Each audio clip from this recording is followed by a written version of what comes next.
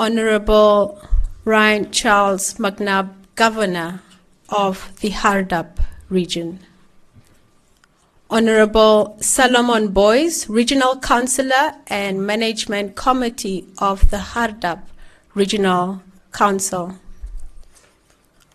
Honorable Edward Wambo, Regional Councillor of Rehoboth Urban East Constituency. Honorable Nicodemus J. Motinga, Regional Councillor of National Council, Regional Councillor and National Council Member. Honorable Densia Swartboy, Constituency Councillor of Fomarintal Rural. Honorable Antoinette Simon, Local Authority Council and Management Committee Member, Marintal Municipality. All regional councillors present, all mayors, chairpersons of local authority councils, all local authority councillors, deputy head of the Upstream Petroleum Unit and Deputy Special Advisor to the President, Mr. Carlo MacLeod, Mr. Gaub David Hanser, Deputy Chairperson of NTLA, all traditional leaders and traditional authority councillors, Mr. Werner Kutsia, the Acting Chief Regional Officer, Pastor Zeta de Klerk of Namibia Christian Church, all Chief Executive Officers and Acting Chief Executive Officers of our towns and villages, all heads of offices, ministries and agencies, esteemed community members, members of diplomatic corporations, captains of industries, representative of civil society, the youth of Marintal and Namibia at large, and members of the media. Ladies and gentlemen, a very warm welcome to you. May we all rise for the national anthem.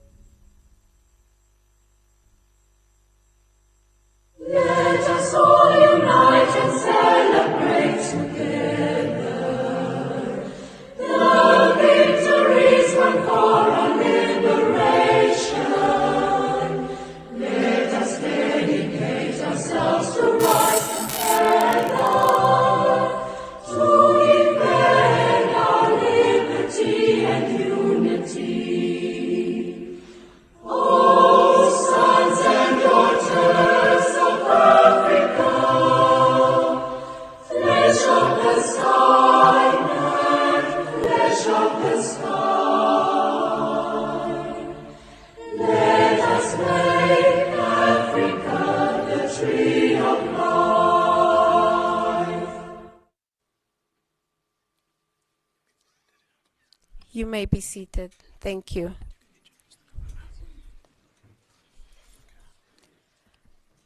Okay, today I welcome the National Upstream Petroleum Local Content Policy Consultations.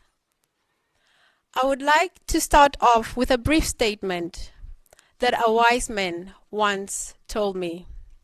He said, "What makes a great leader is a consultative leader." I repeat, what makes a great leader is a consultative leader. This wise man, his name is Sitoka Stephen, who shared it with me. And basically what he is trying to allude here is that a leader is someone who listens to the people. It is someone who values the voices and inputs of the people. Someone who comes to ask you and not just tell you. And today I am honored and pleased to know that we have principals who are here to consult the Marintal community and the Hardap region. A delegation from the Office of the President, led by Mr. Carlo MacLeod, to ask the community of Marintal, Hardap region for their voices and inputs on the local policy, the local content policy. They are here to listen to you before decisions become made. I believe these are the phenomenal consultative leaders that Sitoka was referring to. Without further ado, my name is Lahia Njalo. I am a geologist and data scientist by profession and qualification. Today I am your facilitator. I am joined by my co-facilitator, Mr. King Kakona. He is an oil and gas management specialist and petroleum inspector by profession and qualification. To introduce further, as mentioned, the team is led by Mr. Carlo MacLeod. We have two rapporteurs on site who will be taking notes of the discussions, your inputs, recommendations that's emanating from these discussions today. We are also privileged to have the National Planning Commission representative with us today, Ms. Scholastica Chatu. She will provide guidance, technical advice, and support for the proceedings. For the safety briefing, I hand over the mic to my co-facilitator. Thank you. It is hard to come after somebody that has introduced everybody. So what do we, please, let's give her a round of applause. Thank you, thank you. I would like to stand upon the protocol observed before me. Just a quick note before we proceed. A safety briefing. Please be aware of the cables. We do not want you to trip, and NBC will charge you if you damage the equipment. For the exits in case of emergencies, we do not expect any emergencies today, so it is not a drill if you do hear the alarm. There is an exit outside. You should, how can I say, if there's something that happens, do not take the elevator, please go down the stairs. Ablution facility straight through the corridor on your left, male and female. Please do sign the register that is being passed on, because once the consultation has been complete, we shall be communicating to you via emails. So please do ensure that you put your emails down and names and numbers. House rules. Kindly please put your phones on silent. Let us respect the dignitaries that are inside here today with us, but let us also respect our fellow colleagues that are here with us today. You are encouraged to pay attention. Please do feel free to ask questions after the session is done. So please note down your questions. We are short on time, so we will take your questions, but please only after. For those that are looking to access the Wi-Fi, please The Wi-Fi name is HRC, and the password is in lowercase hardap at 2023. We are pleased to also announce that after our session, there will be another session that will be held by the Ministry of International Relations and Trade. Please do stay for this. This is for the business community, for those looking to also become entrepreneurs as well. Please do stay for that session. I know it's a Friday. But please let us stay because this is for your future as well. What they will discuss is just briefly short on how you can take advantage and trade under the African Continental Free Trade Area. I thank you.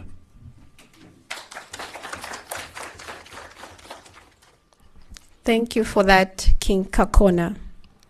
May we please welcome Pastor Zeta de Klerk to open for us in prayer.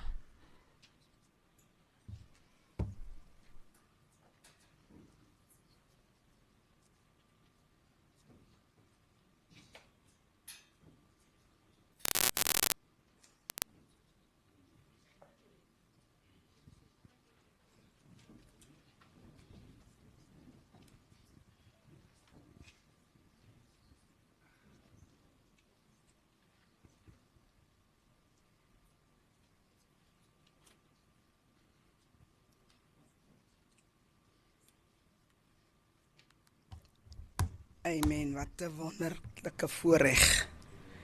'n Voorreg uit die hand van die Here. Amen.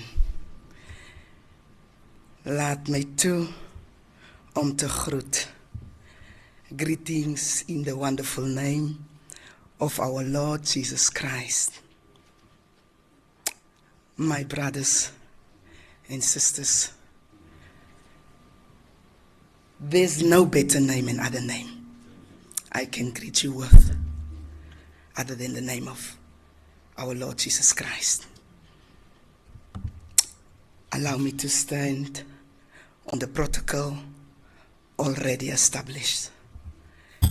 We found our scripture reading in Proverbs 16 verse 3.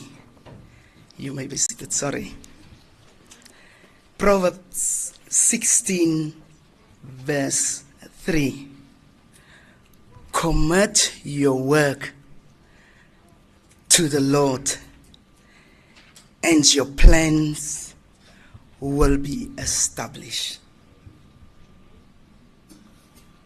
Wanneer ons onsself vir die Here gee en nie dink ons is slimmer as die grootte daarbo nie, dan is ons verseker dat ons op gelyke paaie sal loop.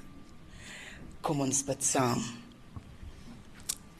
Here, dit is in die naam van U wat ons die troon van U kom nader.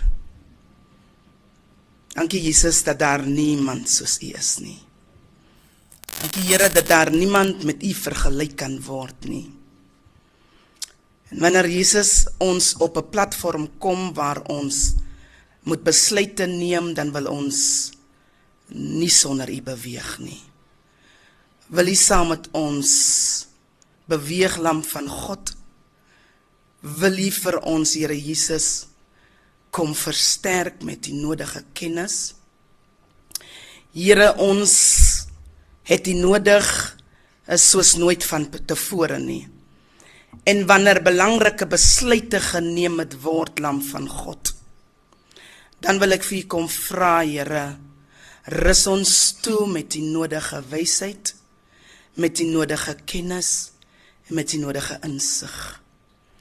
Here, elke ene, Here Jesus, wat hier is, dat elke ene se input belangrik sal wees vir 'n toekoms van Namibië. Here, en ons weet, omdat ons 'n toekoms in U hande lê, is ons veilig. En ons wil by U kom anker, en in hierdie besluitneme, Here Jesus, wil ek vir U kom vra, dat wanneer ons stene kom opsit op 'n fundament wat miskien al reeds gelê is, naam van God, help ons Here om die regte steen op die regte plek te kan kom neersit. Here Jesus, wanneer ons kinders ook 'n geleentheid kry, Here, om insaad te kan lewer, en dan wil ek vir U kom sê dankie vir 'n voorreg. Here, ons het U nodig vandag, en tot in alle ewigheid het ons U nodig. En daarom kom bid ek dit in die naam van God die Vader, God die Seun, en God die Heilige Gees. Amen en amen.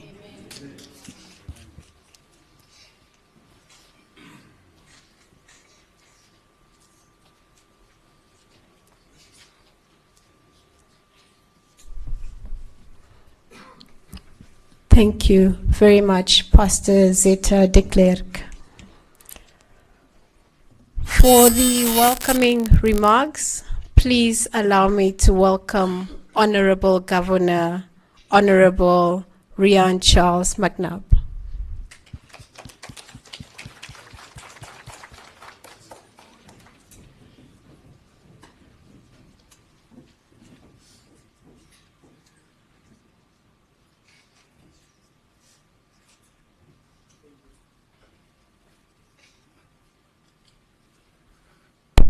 Oops, I have fire in me.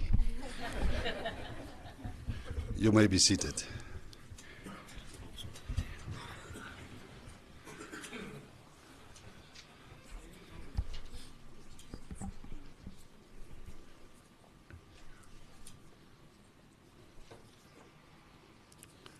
Thank you so much, Director of Ceremonies. I want to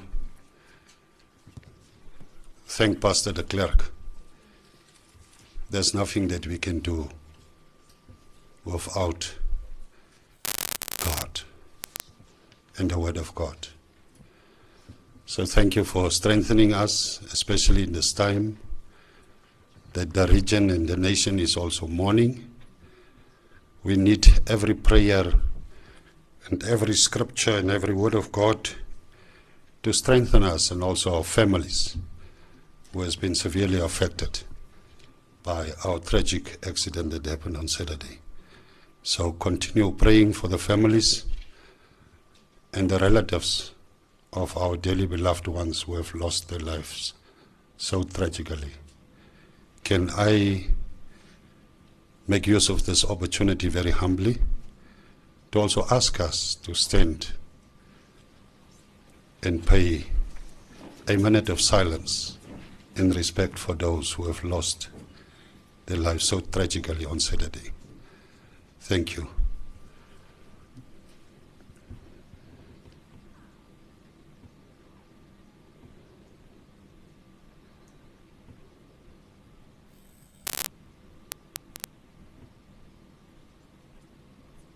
Thank you.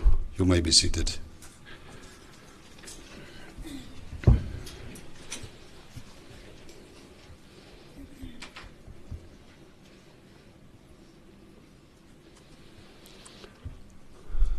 Thank you, Madam Facilitator, for this great opportunity, and your co-director of ceremonies, Honorable Salmon Boyce, Regional Councillor and Management Committee of the Ardab Regional Council, Honorable Edward Wambo, Regional Councillor of Rehoboth Urban East Constituency, Honorable Nicodemus Motinga. Allow me to shorten the protocol with all respect. All regional councillors present here, all mayors and chairpersons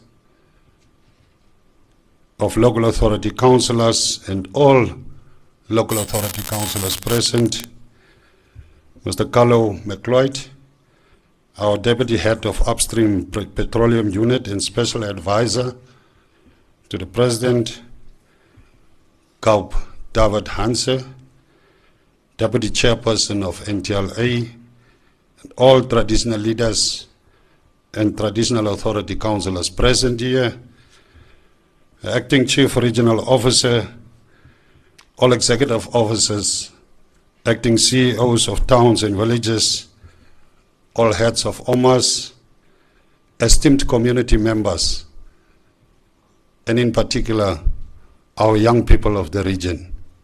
This is your time to shine. Ladies and gentlemen, good morning. Kom ek sê in Afrikaans, goeiemôre. Hallelujah.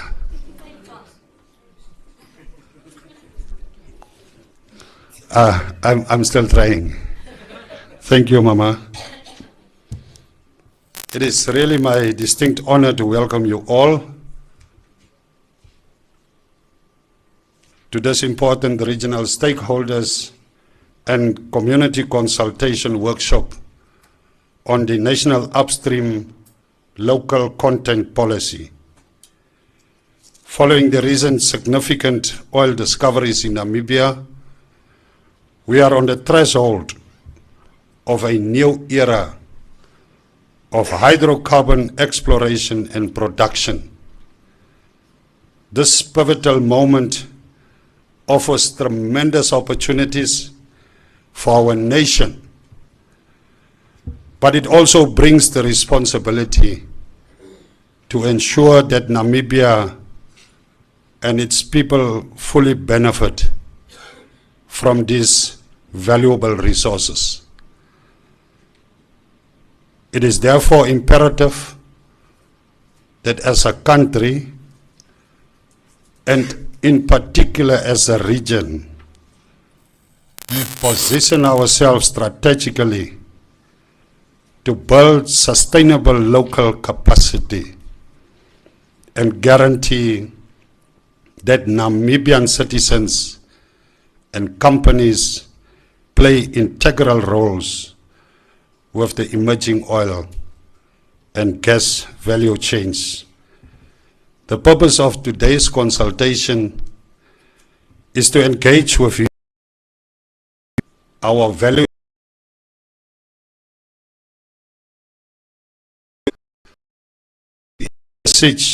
National Upstream Low Content Policy, because this policy is aimed at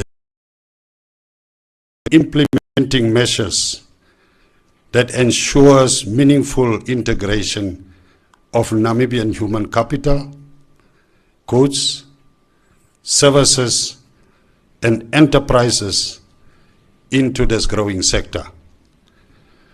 Ladies and gentlemen, by doing so, we intend to contribute significantly to economic diversification, job creation, empowerment, and inclusive growth, aligning with Namibia's broader development objectives. So therefore, your inputs and collaboration are vital as we collectively shape a framework that maximizes the benefits of the petroleum sector for all Namibians and strengthens local participation across every level of the industry. I want to thank Mr. Carlo McLeod and his team for bringing this very important dialogue to our region. Our Office of the Presidency in particular, we salute and thank Her Excellency Dr. Netumbo Nandi-Ndaitwah, our great exemplary mother of this nation, who has only the best interests of our Namibians at heart. Let us give her an applause for taking these great initiatives to take our people out of poverty and create sustainable industries in our country. So together we build a future where Namibia's hydrocarbon wealth drives shared prosperity and sustainable development for generations to come. I want to thank those who are here for your commitment to this critical dialogue. But I must equally, as a leader leading this region, ask ourselves, as leaders, what is our priorities? Our people of this region has the greatest opportunity, and we should align our priorities in line with the national government's priorities. We are the ones in the region who will be asking questions. We need to provide answers, and yet I'm not satisfied with what I'm seeing here. I must state it publicly that it is not business as usual, and we should align ourselves with a position that we should work in a fashion of one heart, one mind, if we want to be recognized by people as leaders who listen to the voices of our people. Let us, from this engagement, relook, interrogate ourselves, and say, Namibia is on the verge with the oil and gas sector to take our people out of poverty. So let us stand together in unity of purpose and make sure that us, as the leaders of this region, that we are collective in what we are doing. I look forward to our fruitful discussions and to your valuable contributions. And I salute you for placing the interest of our residents first. I thank you.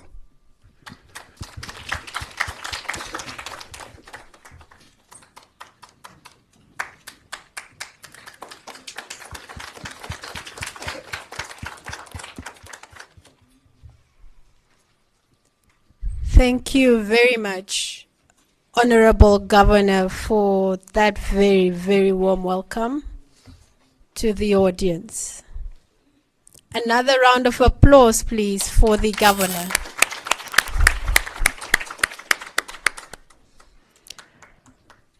Next up on the program is our team leader, Mr.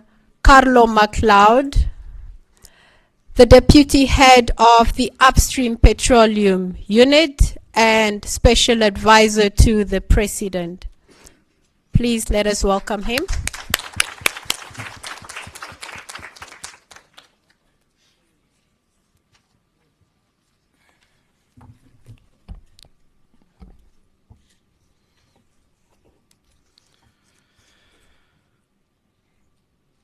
Honorable Ryan McNabb, Governor of the Hartab region, please allow me to stand on the established protocol that has already been observed. Good morning, ladies and gentlemen. Firstly, our prayers and condolences to the families of the recently departed. May their souls rest in eternal peace. I am truly honored to stand before you today, the community of Marintal, the Hartab region, not only to speak, but to listen, to learn, and to walk with you on this important journey we are embarking together as a nation. Namibia has entered a new chapter in its history. After years of exploration, significant oil discoveries have been made off our shores, discoveries that carry the potential to transform our economy and open new opportunities for our people. But let us be clear, oil itself does not automatically bring jobs. It does not reduce poverty or deliver prosperity. It is only through careful planning, fair policies and laws, and putting Namibians first, that these discoveries can become a blessing for our nation. That is why we are here today, Marinta, Hardap. This policy is to engage with you.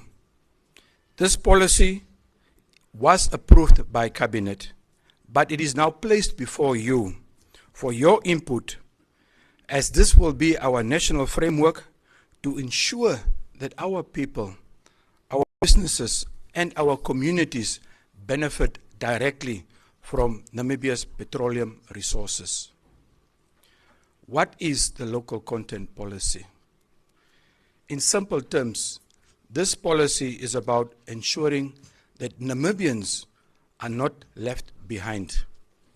It is government's commitment that oil companies must employ Namibians.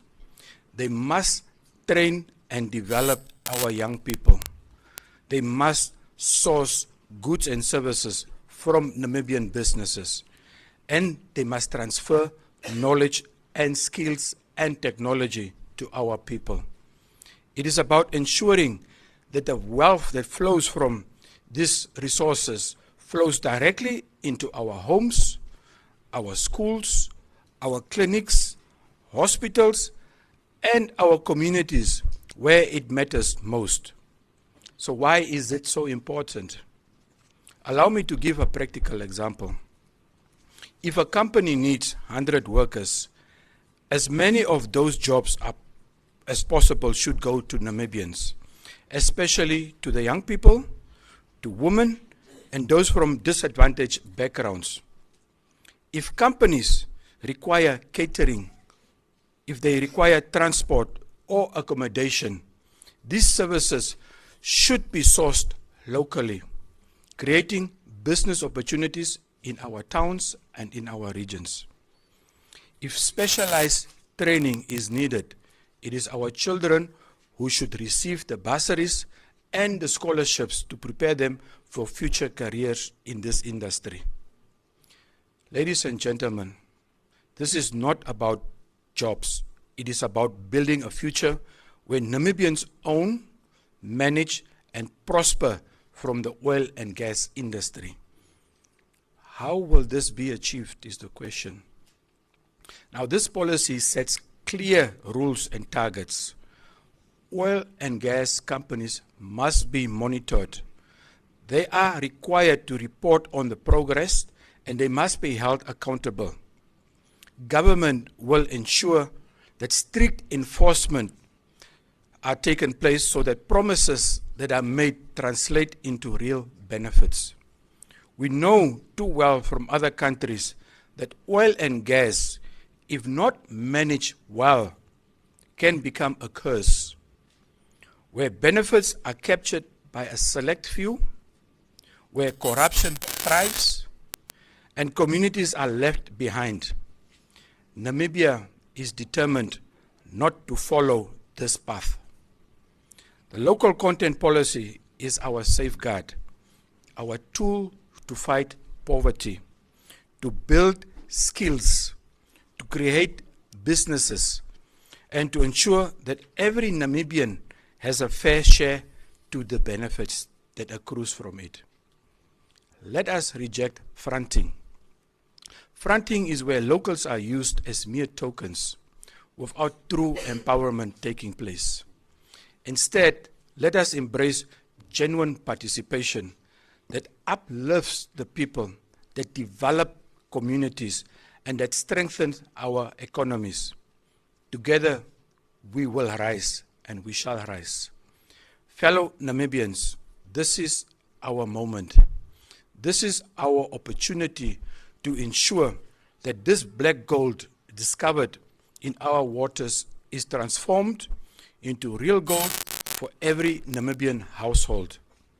Let us build strong partnerships, not only with investors, but with each other. Let us support our youth.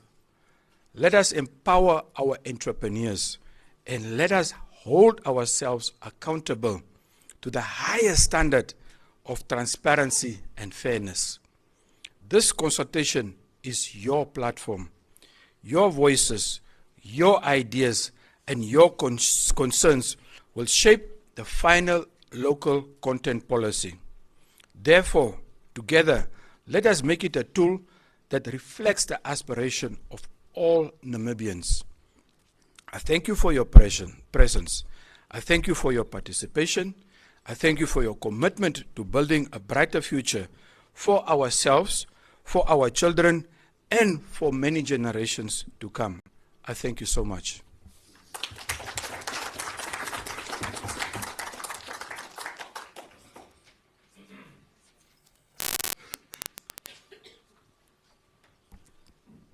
Thank you very much, Mr. McLeod, for that very insightful introductory remarks to the audience. Next up, we will have a presentation. That is the overview of the petroleum industry. Presentation to be given by Mr. Avelinis Shanika. He is a data management specialist and geoscientist from NAMCO. Please help me to welcome him on stage.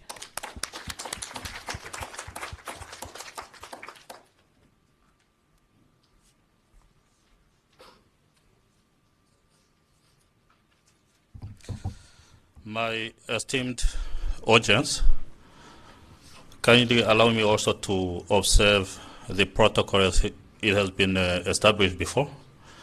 I am Avelino Shanika, as I was introduced. I'm here to give you an overview of the petroleum industry in Namibia. Mine is simply to give you a brief summary of what is happening in Namibia in terms of oil and gas exploration and development. It is possibly not the most important presentation. This one is simply to prepare you for the one that is coming, the real reason why we're here. So allow me to take you through. Yeah, that is my quick overview of, or rather the rundown of my presentation, whereby I'll do the introduction by giving you the data coverage, the history of exploration in Namibia, and then we'll look at onshore and offshore exploration activities from the beginning to what we're doing now. I'll also give you the status of the current exploration in terms of world drilled and the data acquired before I sum up.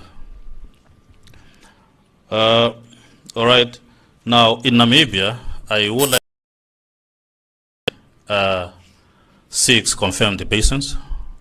Now, when I'm saying basins, I would like you to take note that these are depressions in which we find sediments or materials, could be from animals or plants, collect in these depressions, buried to some depth, and because of pressure and temperature, this material is now transformed into either oil, gas, or coal. So when I'm talking about basins, just know that these are the depressions where this material collects, and this is the material that is transformed into oil and gas. So that is the focus of where we are looking for oil and gas. 4 of them are offshore, 2 of them are onshore. Namibia was divided in square blocks simply because it was found out that Namibia is capable of hosting oil and gas. And people were coming to Namibia just to look for this oil and gas. Now, it was difficult to direct people on where to go and what to do wherever they wanted to go. So the country was divided into these blocks, and they were assigned a number so that when somebody is coming to Namibia and say, I am interested in looking for oil and gas in Namibia, they would have to point out where they would like to, or they are interested in this work of looking for oil and gas. And then when they do that, they would have to submit an application. This application is reviewed by looking at whether they qualify to carry out the work that they would be needed to carry out in this block. Now, when they are able to do everything we say we give them the license to operate in that block. And therefore the name we say the petroleum exploration license. So that is a license to enable these people to look for oil and gas in these blocks of their interest in Namibia.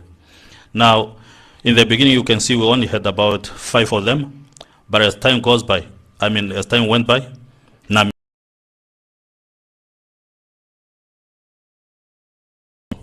which were having people look for oil and gas. That is the current map. It hasn't changed since the end of last year. Of note here, I simply would like us to look at the fact that NANCO is one of the operators, being a national oil company.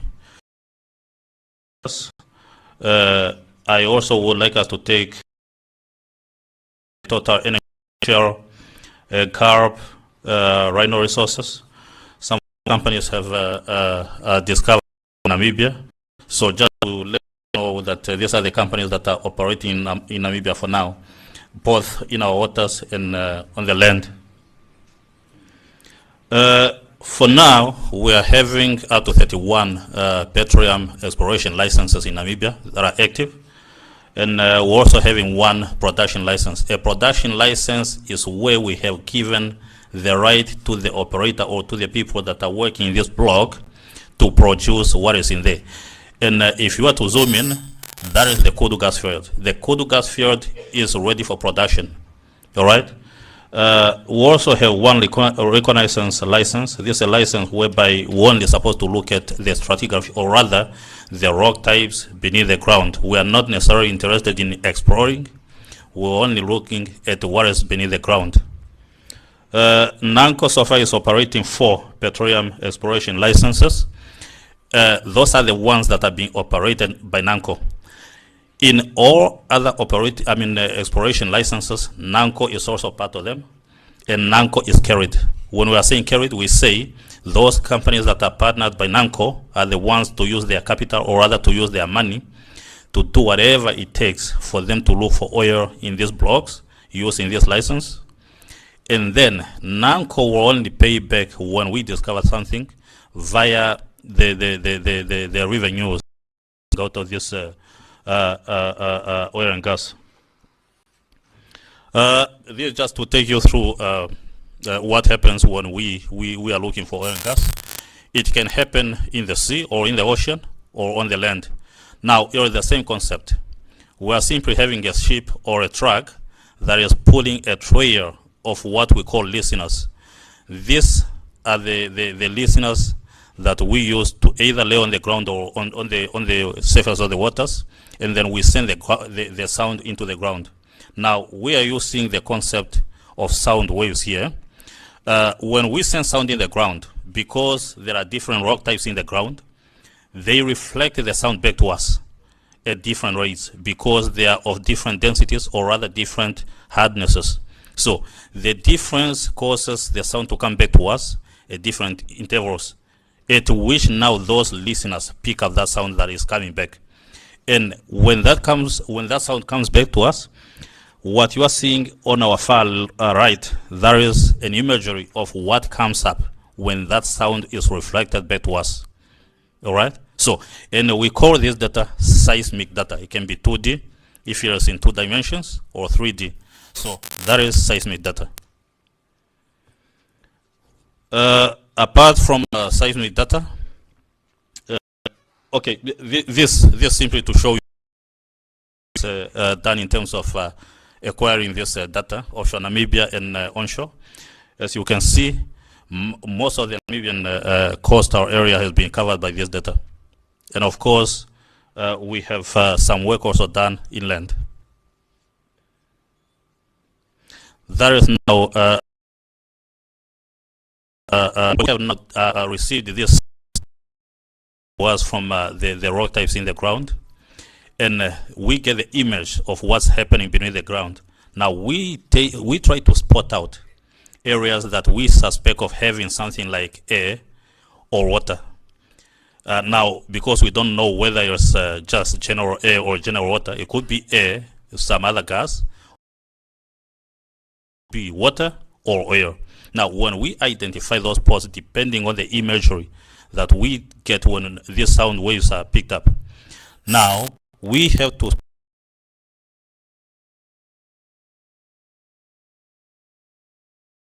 and that's why you see the rigs that are doing wells at the spots that were identified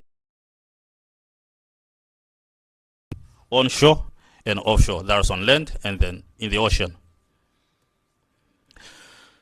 The data that we pick up, very expensive. You can see that this is the core or the rocks that were taken from these holes that or the wells that were drilled. And sometimes we have to crush these rocks to take them to the laboratory, because this can be a difference between us actually executing our oil and gas accordingly. Sometimes we have minerals in our oil-bearing rocks. These minerals could be sulfur. Now, sulfur is not good when it comes to refining oil because it's more acidic. So the more of it we have, the difficult or expensive it becomes for us to refine this oil. And this is the difference between sweet and sour oil. Saying sweet oil, little sulfur content. Sour oil, higher sulfur content. All right? So we have to take this rocks to the laboratories just for us to see what chemistry or what minerals we are having in these rocks. Here I'm simply showing you how many wells have been drilled in Namibia. Of course, it's a bit difficult for you to see all the wells, but you can see those dots. Those are the wells that have so far been drilled in Namibia.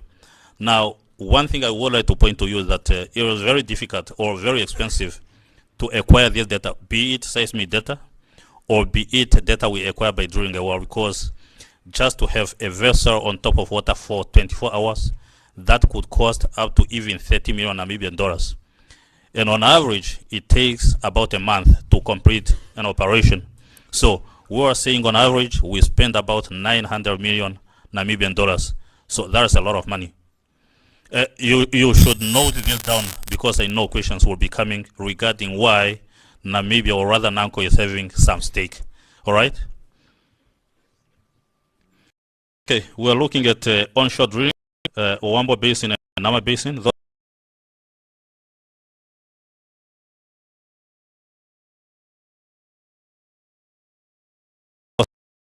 basins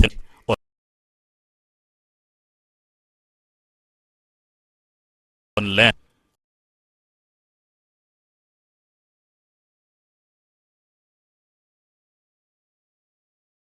When it comes to the, we would like to break them. This was started in the short note, about 6 exploration wells were drilled in the Aranos area. And as we are talking, more work is still ongoing in this area. However, like I said, we are not really interested in exploration in this area. We are more interested in knowing the rock types we are having beneath the ground.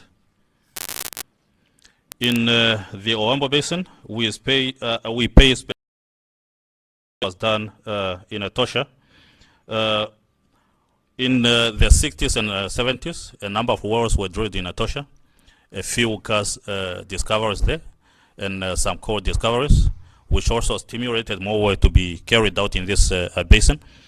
However, we should fast forward this work to 2021, whereby Recon Africa drilled a number of wells in Kavango. Some people say it's Kavango Basin, but it's actually part of Owambo Basin. So these wells discovered some trace of oil, and it led to another well to be drilled in 2022. As we were talking, Recon Africa is still busy doing some exploratory work in this basin. Now, offshore, a lot of work has been done. Kudu gas was discovered in 1974, and the license was only awarded in 2005. More wells were drilled in our waters. But I would like to go to 2013, where we had a non-commercial discovery of oil by HRT. I think that was one of the major milestones in the oil and gas exploration in Namibia. However, if we fast forward this to 2021, that is when we had the first economic discovery by Total. And then from there, we had it succeeded by, the first discovery was by Shell, and then second one came in 2022 by Total Energies. And since then, we have been doing more work in this basin, in Namibian waters. And up to now, we are discovering oil and gas. So, yeah, work is still ongoing in our offshore basins. Now, if we look at the Nami Basin, there is the Nami Basin, the basin bordering Angola. So far, 2 wells were drilled, and it was good enough to show us the presence of the rocks that are capable of producing oil and gas and storing it. However, we feel that more work should be done for us to ascertain ourselves of how the transportation of this oil and gas could occur, and this oil to collect in a certain region for us to discover. The Walvis Basin comes next, whereby a few wells also were drilled. Now, like I said, in 2013, there was a non-economic discovery by HRT. That was in the Walvis Basin. And like I said, that was one of the best activities ever to happen in Namibian water, because that confirmed that, of course, we are capable of having oil and gas in Namibia. The Loders Basin, unfortunately here, only one well was drilled. Now, even though it showed us that we are having all the rocks we need for us to have oil and gas, we feel that much more work still needs to be done in this area, just for us to know what is exactly happening in this area or in this basin. Now, we come to the Orange Basin. The Orange Basin is where we're having our economic discoveries. Since 2021, about 20 wells have been planned to be drilled in this basin. And we already had about 9 wells of kudu gas drilled in this basin. So we are saying it has been intense in this basin because of these discoveries. That is where we're having our economic discoveries, both oil and gas. These are the operators that have so far discovered and their partners. You can see NANCO is involved in each one of them. So, like I said, NANCO is part and parcel of all these petroleum exploration licenses. We are also being carried in all this. This one is simply to tell you that even though we have discovered economic oil and gas resources here, we are not going simply into production. There are still a lot of work to be done. More drilling is still continuing, and we are still busy analyzing data that we are picking up from these wells. Of note is that when it comes to petroleum exploration license 56, we are still busy with everything. However, we are having the final investment decision that is being compiled, and we are looking forward to completing this in 2026. So here we are actually gearing for production. Now, this simply to show you the lines that you are seeing. This is the seismic data, like I showed you before, the seismic data that was acquired in Namibian waters. Now, if you look at it, it was acquired in shallow to intermediate depth waters. However, if we look at our far left, we see that we're having colored blocks. Those are simply indicating to us rock types that are capable of producing oil and gas. And the map is showing us that they are in intermediate depth to deep waters. Now, there's a discrepancy in what has been done in our exploratory works. Much work has been done in shallow to intermediate depth waters. However, much work needs to be done in deep waters. Like we can see on our far right, you see that our discoveries have so far being in intermediate to deep waters. So we should pay close attention to deep waters. That is to sum up my presentation. If you contribute as required to the coming presentation, that is what you expect Marinta to be. Thank you.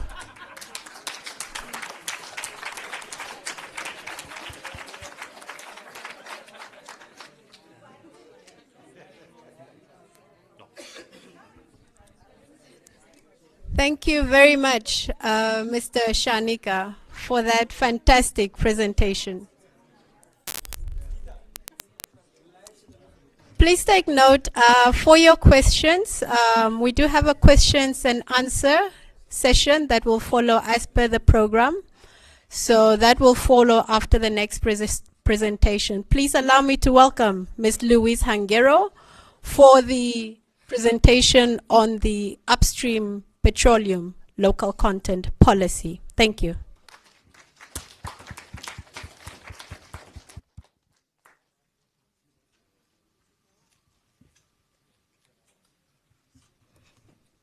Luckily, as for me, by 2040 I will be retired. So I will not be answerable to the picture that Shanika just showed you. Okay, ladies and gentlemen, distinguished guests, and fellow Namibians, a very warm, good morning still, right? Please allow me to stand on the protocols that have already been established. It is a great honor, privilege to stand here today in front of the Namibians, most especially the Namibian youth, to present this very impactful policy that will shape your future as Namibians. Can you tell me, for the youth, how did you feel when Honorable Governor said, youth, it's your time to shine? How did that message sit with you? As for me, I always remember that I'm not youth anymore, because I got excited and then I remembered that, oh, I'm not youth anymore as per the definition. Okay, my name is Louise Hangero. I'm a petroleum inspector with the Upstream Petroleum Unit. I'm basically responsible for compliance across the whole upstream petroleum value chain. And I'll give you a very short presentation on the National Upstream Petroleum Local Content Policy. Is there anyone in the room from the opening remarks that we had from the head of the unit and from our honorable governor that now that feels understands what the local content policy, what local content is, especially the youth? Are you listening? Did you hear the opening remarks, or were you following? Do you now think you know what local content is? Because this presentation is mostly for you.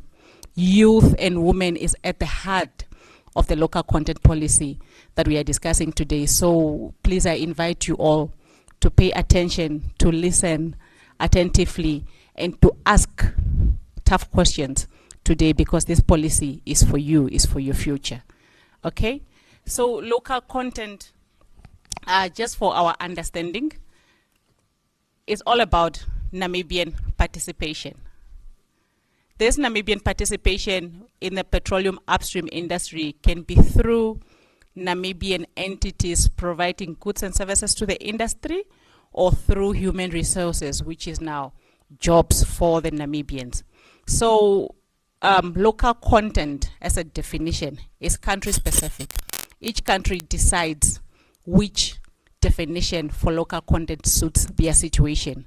So for Namibia, our definition as per the current policy is that local content is the added value brought to the Namibian economy through systematic development of national capacity and capabilities and investment in the use, procurement and development of Namibian workforce, goods and services, companies, ownership, financing, capital and research capability in the petroleum sector value chain for the sharing of accruing benefits. So our definition mostly captured everything, because we understand that this is a nascent industry for us as Namibians, and we want to ensure that we gain value at each and every aspect of the upstream petroleum value chain. You're probably wondering why we're only talking about upstream petroleum. The petroleum industry is a very long chain, and it starts with the upstream. The upstream is about exploration for the oil and gas resources, the development of the facilities to produce the oil and gas resources, and the production thereof. From there, which is now the transportation of the crude to the refining, is midstream. From refining of petroleum products, storage, redistribution further, that's the downstream petroleum industry, and that's the industry that we currently have in Namibia. But because the downstream industry is already captured by the Namibians, we already have 100% Namibian participation within the downstream petroleum industry. It's why this policy focuses mostly on the new industry, which is the upstream petroleum industry. You're probably wondering why this matters. This matters because of the historical or the painful African story. We know that for the longest time, Africans have been exporting resources and only getting taxes and revenues from these resources. So now we have woken up as Africans to just try and think, how else can we value from our own resources? We've been getting the aid from the global north, and I think for those that follows news, you know that most of the aids have now been taken away. So now we are trying to think as Africans, how do we get value out of our resources? Because Africa is not poor. We have 192 billion that moves out of Africa every year. Does that make us poor? No, we are not poor. We just do not have the right mechanisms for us to ensure that we create value for the Namibians, for the Africans from our resources. This map shows very well that almost each and every African country has one or two natural resources. But why are we still poor? We are poor because our resources are being looted. We are poor because we are exporting wealth and importing poverty. So do we still want to be looted as Africa or as Namibia? So if we do not want our wealth or our resources to be looted, we have to decide how we defend our future. And today is why we are here, to decide that future. How do we defend our wealth? How do we ensure that we create fair wealth from our petroleum resources? And just for us to understand how this game can be played, or how this game is not going to be an easy one, it's because we are up against the oil giants. These are the companies that have the capabilities of exploring for these resources in our countries, and this is how big they are by market value. So these giants, because they have been in this industry for the longest time, they have one mandate from their shareholders, which is to make profits. And because they have been in this industry for the longest time, they understand this industry in and out. So how do we ensure that also we benefit fairly from these resources that they are extracting? We have to have our rules stated out clearly, stipulated clearly, for them to know how to behave with when they have to participate in our industries in Africa or in the petroleum industry in Namibia. That's why we are coming up with these policies, just to try and stipulate to them that these are the rules of the game. This is what you need to comply with, and this is how we'll proceed. Because without those, it will be very, very difficult for us to get value out of the resources if we do not have clear policies in place, clear laws in place that ensures that they intentionally invest into empowering Namibians to benefit fully from this industry.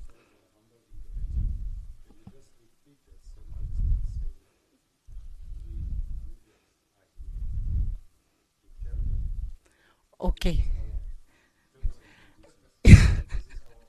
Exactly. That's how it should be done. As Namibians, we should have competent institutions that will ensure that our resources are effectively regulated and managed to create maximized values to every Namibian. And Namibians is me and you, is the state. This is your policy. It's not the Office of the President policy. It's not the upstream petroleum policy. It's our policy, right? And just maybe, Just to give you a bit of context, why these are called oil giants. We have ExxonMobil there, the second company. We have Chevron following ExxonMobil, Shell, Total Energies. These are companies that are currently operating in Namibia. Total Energies had made one of the biggest discoveries in Namibia. And just for you to understand, who would have thought that an entity, one company, can be bigger than a nation? Total Energies is not even the top, it's number 6, I think. And its market value is 10 times the size of Namibian GDP. So all what we are saying is that, please, from the extraction of our resource, can you just give us a little bit as a country so that we can also be able to develop our nation? And back to the Namibian story, I think Mr. Shaniga from NAMCO said everything about our discoveries, that from 2022 we've been making massive discoveries. But having realized that this industry is now here, is in Namibia, we are definitely going to develop. After development, we are going to produce, and Namibia have to benefit. So, of course, we have to think of how we can benefit.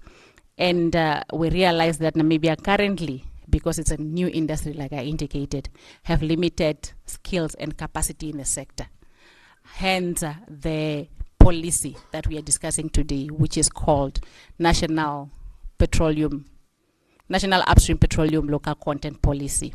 But also for us to, I think, succeed or to ensure that we realize the goals of this policy, we had to ensure that this policy aligns with the existing development planning tools, such as Vision 2030, Harare Prosperity Plans, the current Sustainable Development Goals of the UN, and NTP 6. So as we are developing this policy, we are cognizant of the fact that we have other tools, development planning tools in Namibia, and we cannot deviate from what is stated in these tools. So we are trying to ensure that whatever we are having in this policy is aligned to the currently existing development planning tools. So where are we coming from with this whole local content development? We are building on from our constitution. The Namibian constitution vests petroleum resources in the state through Article 100 that vests ownership of natural resources in the state. Who is the state? Maybe any of the youth. Who is the state? Do you know who the state is? The state is you. The state is me. Is the people of Namibia. So, but what is, and again also, the Petroleum Exploration and Production Act has provisions that says that wherever possible, or wherever the skills or expertise exist, jobs in the petroleum industry must first be given to Namibia. The first priority when it comes to recruiting within this industry must be Namibians when the skills or expertise exist. And that same applies to the provision of goods and services. Where capability exists is clearly stipulated in the Petroleum Exploration and Production Act that where capability exists, the first priority must be given to the Namibians. So that was just for us to ensure that there's that bridge between ownership and benefits. Because what is ownership without benefits? So we have to ensure that this is, by constitution, our resource. We therefore have to benefit from it. Hence also the idea for this upstream petroleum policy, local content policy. So this policy is spearheaded by the Upstream Petroleum Unit, it being a regulator and the custodian of the petroleum resources currently in Namibia. And the policy, like it was indicated earlier on by our Honorable Governor and the head of the petroleum unit, deputy head of the petroleum unit, is to ensure that the petroleum resources benefit all the Namibians. So then what is the vision and mission of this policy? The vision of the policy is clearly to ensure that Namibia does develop or create an internationally competitive petroleum sector that would maximize the benefits to the Namibians. And these will be done through job creations, through ensuring that Namibian service providers are given the first priority, and that the Namibian entities are capacitated throughout this process to ensure that they are able to fully participate in this industry at some point. So the rationale for the policy is to ensure national stewardship of petroleum resources. We want to ensure that we develop or we create competent institutions that will effectively regulate and manage this resource on behalf of the Namibians. This is just to ensure that we have control of our resources as Namibians. And then we also want to promote sustainable development and energy independence. We cannot be a producer of crude oil, yet we import a biggest percentage of the power we use in Namibia. So we want to ensure also that through us having this petroleum industry, we are energy independent, and we also want to ensure that this industry helps Namibia to drive its just energy transition agenda. And we also want to support diversification, because this industry creates a lot of other industries. It creates backward and forward linkages. By that I mean, this industry requires that people that are working offshore, they are required to wear protective gears or uniforms every day, overalls. So for these people to have overalls, we need to be able to manufacture those overalls in Namibia. And for us to be able to manufacture these overalls in Namibia, we probably need another entity that does the manufacturing of the garment. So these are the backward and the forward linkages we are talking about. We need food to feed the industry or these experts on these rigs. How do we get the food? We need agriculture to produce this food for these people. Agriculture needs fertilizers. So these are all industries that are created through us having the petroleum industry in Namibia. But we also, water supply, all those nitty-gritties. They need housing. So that's the hospitality industry. That's where the hospitality industry comes in, etc. But we also want to ensure that this policy is inclusive. Who do we want to include? We want to ensure that we include the previously disadvantaged Namibians. We want to include you, the youth. The youth is at the heart of this policy. We want to include women. And we want to ensure that where possible, value is added in Namibia so that we are able to create more jobs for the Namibians. The prioritization of the Namibian goods and services, again, is fundamental in this policy, and then to ensure equitable opportunities for the previously disadvantaged Namibians. Who consider himself or herself as a previously disadvantaged Namibian in this room? No, talk for yourselves. Okay, that's good. So we have key principles that are guiding this policy, of which one is progressive development and impact focus. We are cognizant of the fact that this industry is very technical intensive, and we do not have all the skills to serve the industry right now. Therefore, we want to take a phased approach while prioritizing areas of the highest impact. By this, I mean the government will have to identify and prioritize strategic sectors for development, while in the meantime we are focusing also on increasing local content or local participation, with an intention of ensuring that at some point local content requirements are increased, because we realize that we do not have all the expertise required to serve the industry fully. So we want to take a phased approach. If we are at 10% the first year, we want to increase to 20% the second year, and so forth. And then, given the risks, the high risks associated with the petroleum industry, government is committing to upholding the highest health, safety, and environmental standards. This means that all the players that are participating in this industry players will be required to comply fully with the national laws as well as the international best practices. And meaning us driving the goals of this policy, we do not want to compromise on quality or safety standards. And partnership between government and industry is essential for us to have a thriving petroleum industry. So we want to ensure that there's this strong partnership between these two parties, that the government develops regulatory frameworks that are stable, predictable, for us to be able to ensure that this industry is transparent and fair to all the industry players. But then also, we expect this industry, or we require these industry players to do everything in their capacity to comply with all our laws, and also to fully and voluntarily invest in the local content development in Namibia. And then transparency and accountability is fundamental, very, very core to this policy. So we want to ensure that in contracts or licensing awards, we try to be as transparent or as fair as possible, and that we also want to understand or to have clarity on beneficial ownership when it comes to the contracts that are being issued or granted to the oil and gas players. So a lot of effort will be driven towards ensuring that we have committees or decision makers that are very transparent in their decision-making processes. And then we have to ensure that we adhere to the international best practices.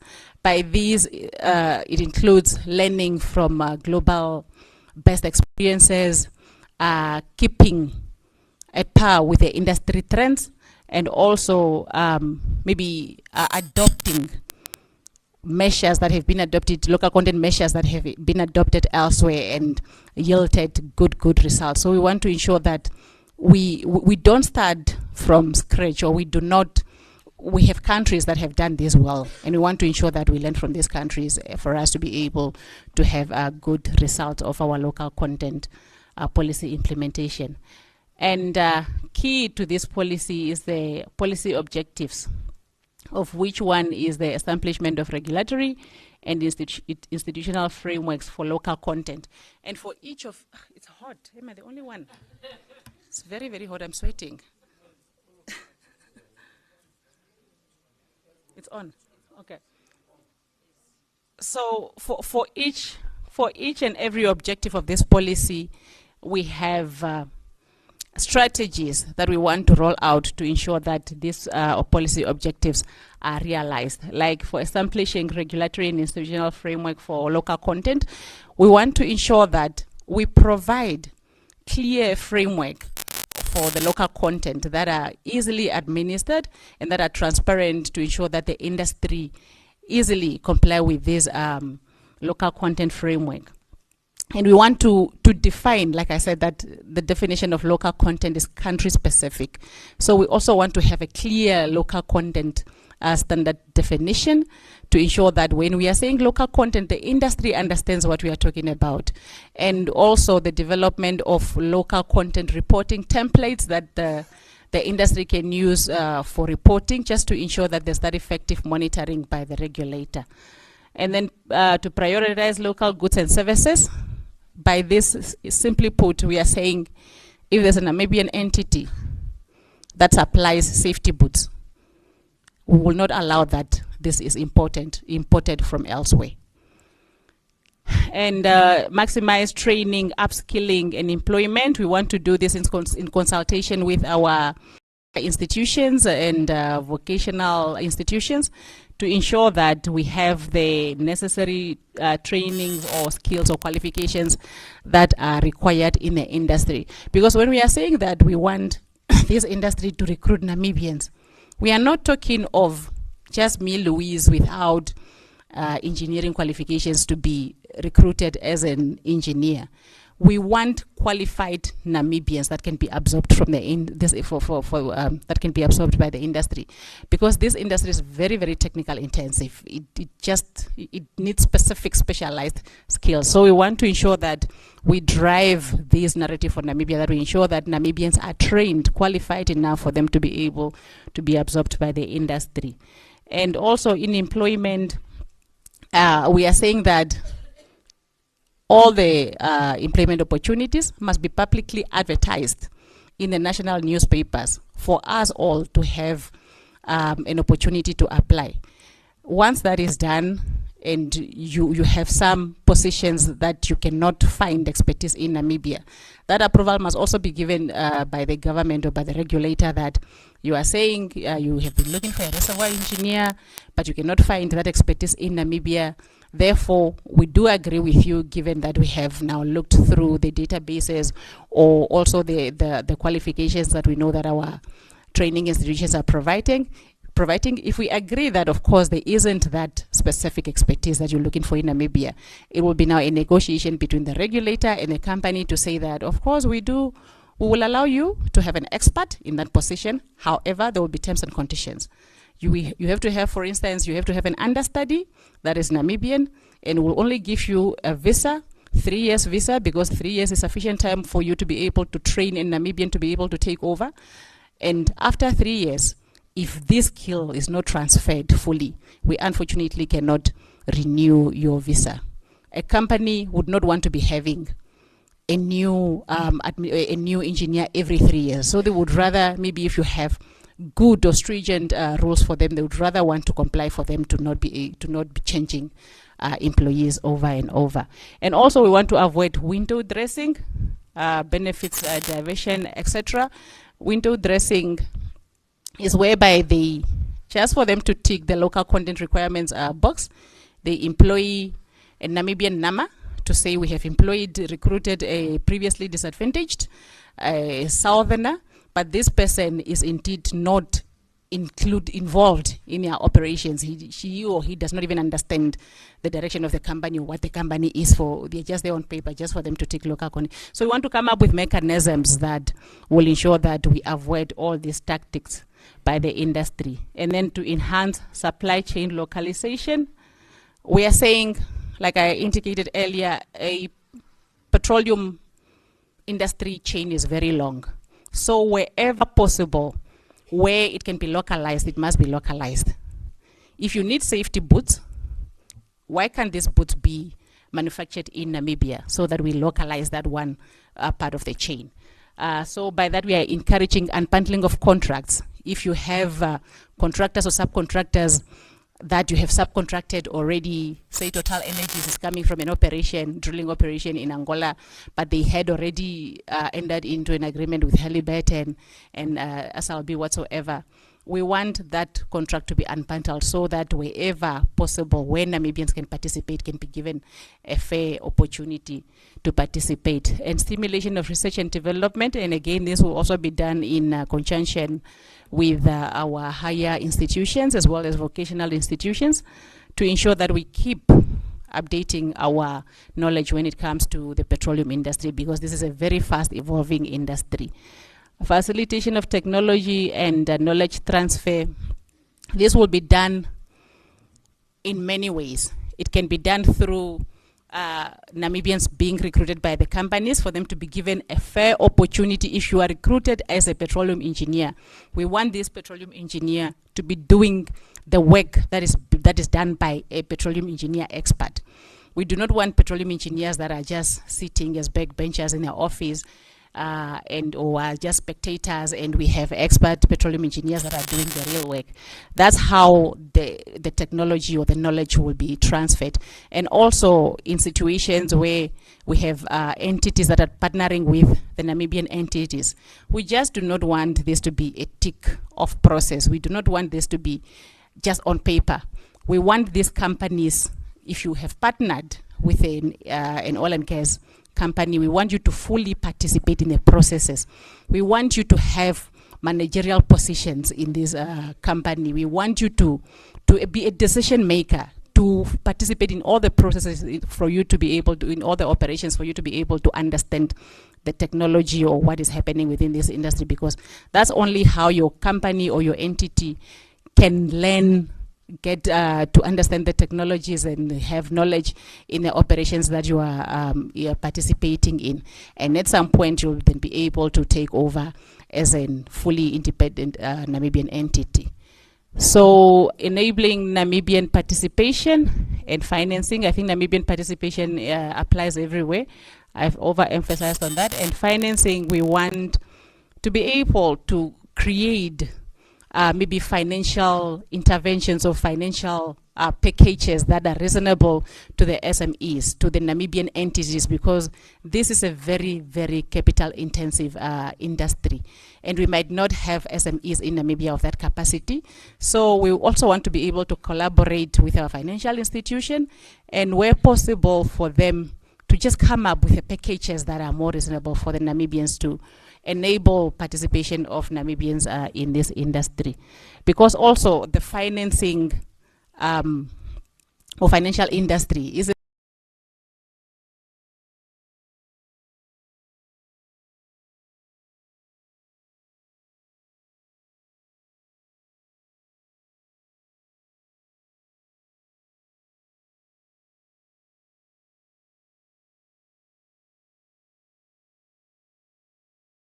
to industry. Fostering collaboration, I think also I've spoken a bit to this one, where we have partners, where we are encouraging partnership between international and local entities. By this, we are saying for you as a company to participate in the Namibian petroleum industry. Oh, thank you.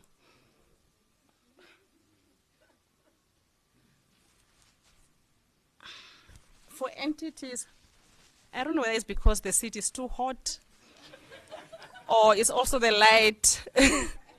Or I'm also standing in front of the Honorable Governor. It's not an easy one. Yeah, I think the light also. Yeah, thank you so much. Fostering collaboration. We are not saying no to international entities, because this is a very nascent industry for Namibia. We do not have full understanding of this policy. We do, of this industry. We do not have capability right now as Namibia to serve this industry. So, but what we are encouraging is that, and international entities, you can come and participate in the Namibian industry, but please carry Namibian entities along. Have a shareholding or percentage of a Namibian entity, so that you can be able to transfer knowledge, transfer skills, and for these entities to be capacitated enough at some point for them to serve the industry fully. And then mandate localization of services and procurement. You have entities that, you have an international entity, for instance, operating in Namibia, exploring or producing in Namibia, but all the other functions, support functions are elsewhere. We have a head office in Houston. That's where the procurement is done. That's where the hiring is done. And that's where the financial finance department is. So we are saying, if you're operating in Namibia, localize most of your operations where possible. Localize everything. Have an HR department in Namibia. Have your procurement processes done in Namibia. Have a procurement division in your company in Namibia. And also, everything that can be done from Namibia must be done from Namibia. Because where you do not have expertise, or where you do not have divisions or departments within your own company, you'll also then be able to subcontract external legal entities, external financial entities, insurance, and all these things. And this will also create more jobs for the Namibians. You're probably wondering why we keep on saying that we are taking a phased approach, why we're not taking full ownership of Namibia, of the Namibian resource, and for us to 100% benefit from the word go. It's because there are pros and cons of setting high levels of local content. Of course, there are benefits if you have very high levels, if you are over ambitious with this local content. There will be faster job creation. All these things will be done at a fast, or what is the word? It will be achieved quickly, quicker than you having a phased approach. You'll have more jobs created in a year or even less, skills development and technology transfers, growth, economic diversification, and national ownership and pride. But there are really serious disadvantages for you taking that approach, of which one is capacity gaps. We did a baseline study to understand, to serve this policy, to serve this industry, which skills do we need, what capacities do we need versus what we have in Namibia. And we found that we really have a lot of gaps. This applies to the skills that are required for the Namibians to be employed by the industry, as well as the service providers or services that are required by the industry.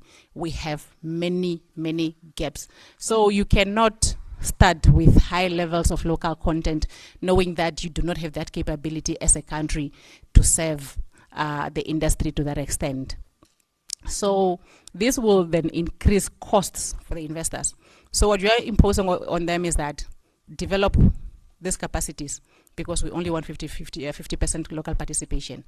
That would be costly. You developing now service providers, ensuring that you transfer technology, that you have trained engineers, trained geoscientists, etc. It will be a bit costly for these companies. It will increase their cost. And mind you, exploration cost, or all the money, every cent spent on this exploration up until they discover or develop, is recoverable. The Namibian government, once this company starts making money, they have to first recover their costs before we as government now can get our taxes. So that will be too costly for the companies, which will then fall back onto government. So you do not want to do that. And there will be risk of funding that was mentioned by my head, Mr. McLeod, which we do not want.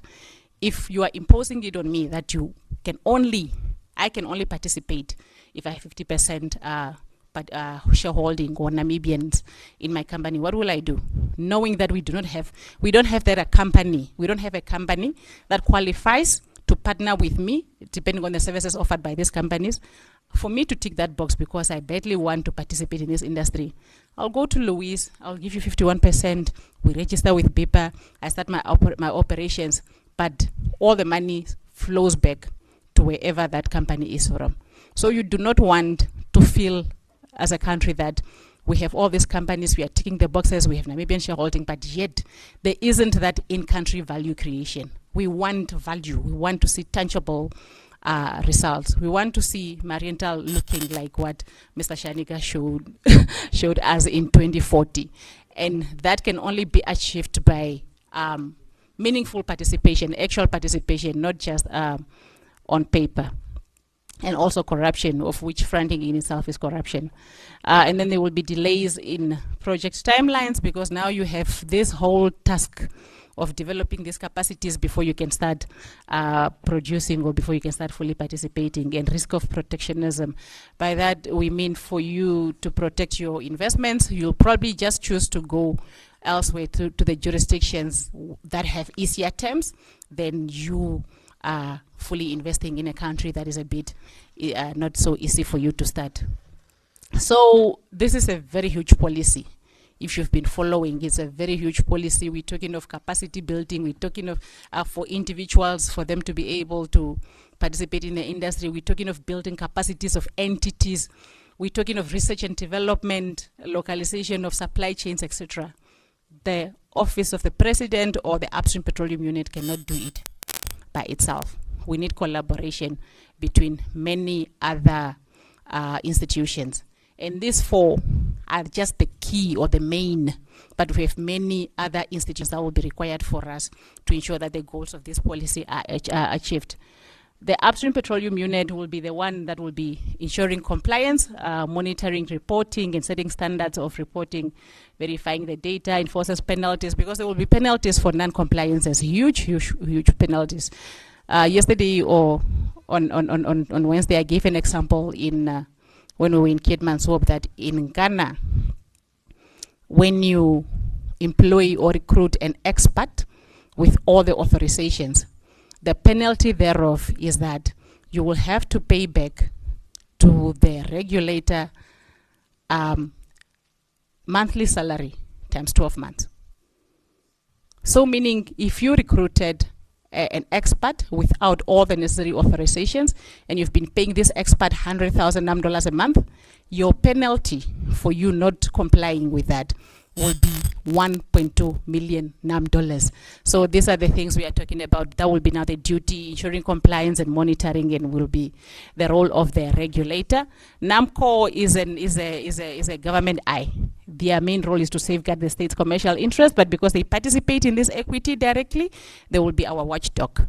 And then we have Petro Fund that will now continue with its mandate of financing, training, scholarships, skills development for the Namibians. We had Wednesday in Kidmanshoop that this far they have funded over 400 Namibians for master's degrees, etc. And then the operator will be now the one that should ensure that they comply with all the provisions of this local content policy and other legal provisions that will come with. So in closing, this policy will apply across the whole upstream petroleum value chain that I explained before, that is exploration, development and production. And then we also want to ensure that we are as transparent as we can be, we are fair as we can be as a country, and then we are inclusive and we follow the best global standards or global practices. And we will ensure that we do regular reviews, because the needs, local content needs, differs from stage to stage. The local content needs that you have at the exploration stage are not the same as those that you will have at the development and production. So we want to ensure that there are regular reviews for us to be able to be fit for whatever stage we are operating in. And the overall goal of all this that I've been talking about is that we have shared prosperity, we reduce inequalities in Namibia, and then we have sustainable development through this petroleum sector. So I'm being reminded that the time is up. Thank you so much. This was, I just couldn't.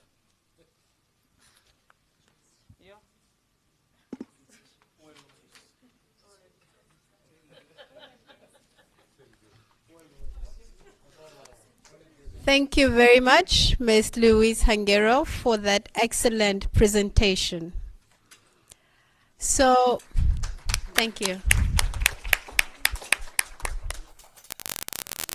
I would like to remind the audience that we are entering into the questions, answers, as well as the discussion session. For the interest of time, we're going to keep this for about 30 minutes. We are also pleased to announce that you will be able to continue to share your inputs and recommendations after the session. You have about a week, and we will share the email address to which you'll be able to share your inputs with. So if you'd allow me, on the stage we have a hand? Yes, ma'am. You will have up to a week to provide inputs to the National Upstream Petroleum Local Content Policy. Any considerations you have that you'd like us to consider into it? So we have the question and answer session starting now. Yes. Okay, thank you. Can I just ask, where is the register in the room? Can we please have it circulating amongst our members? Thank you very much. Thank you, Honorable. Appreciate that. Thank you. So to the stage, we will welcome our panelists, Mr. Carlo MacLeod, the Deputy Head of the Upstream Petroleum Unit and Special Advisor to the President. Then we'll also allow Ms. Louise Hangero, who is the Petroleum Inspector, and Mr. Avelinus Shanika, who is the Data Management Specialist and Geoscientist from NAMCO. A round of applause for them, please.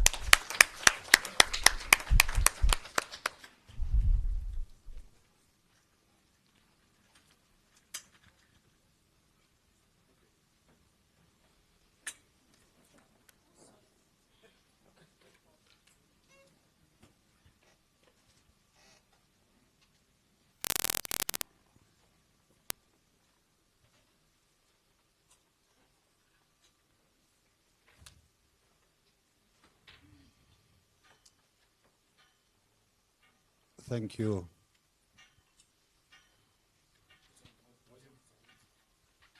Thank you for giving me the opportunity to start with the questions in the session, question, answers, and comment session. Mine is rather a comment. First of all, I would like to applaud the team for the presentations. Let us give them an applause. I think if I looked at, not think, I'm definitely certain that in policy in itself, that the policy in itself highlights what the policy is standing for. And that to me is very satisfactory. It says national upstream local content policy. And for that, we really appreciate that. Namibians in particular, it's their time to shine. If we are talking locally, we are talking about Namibia, first of all. Secondly,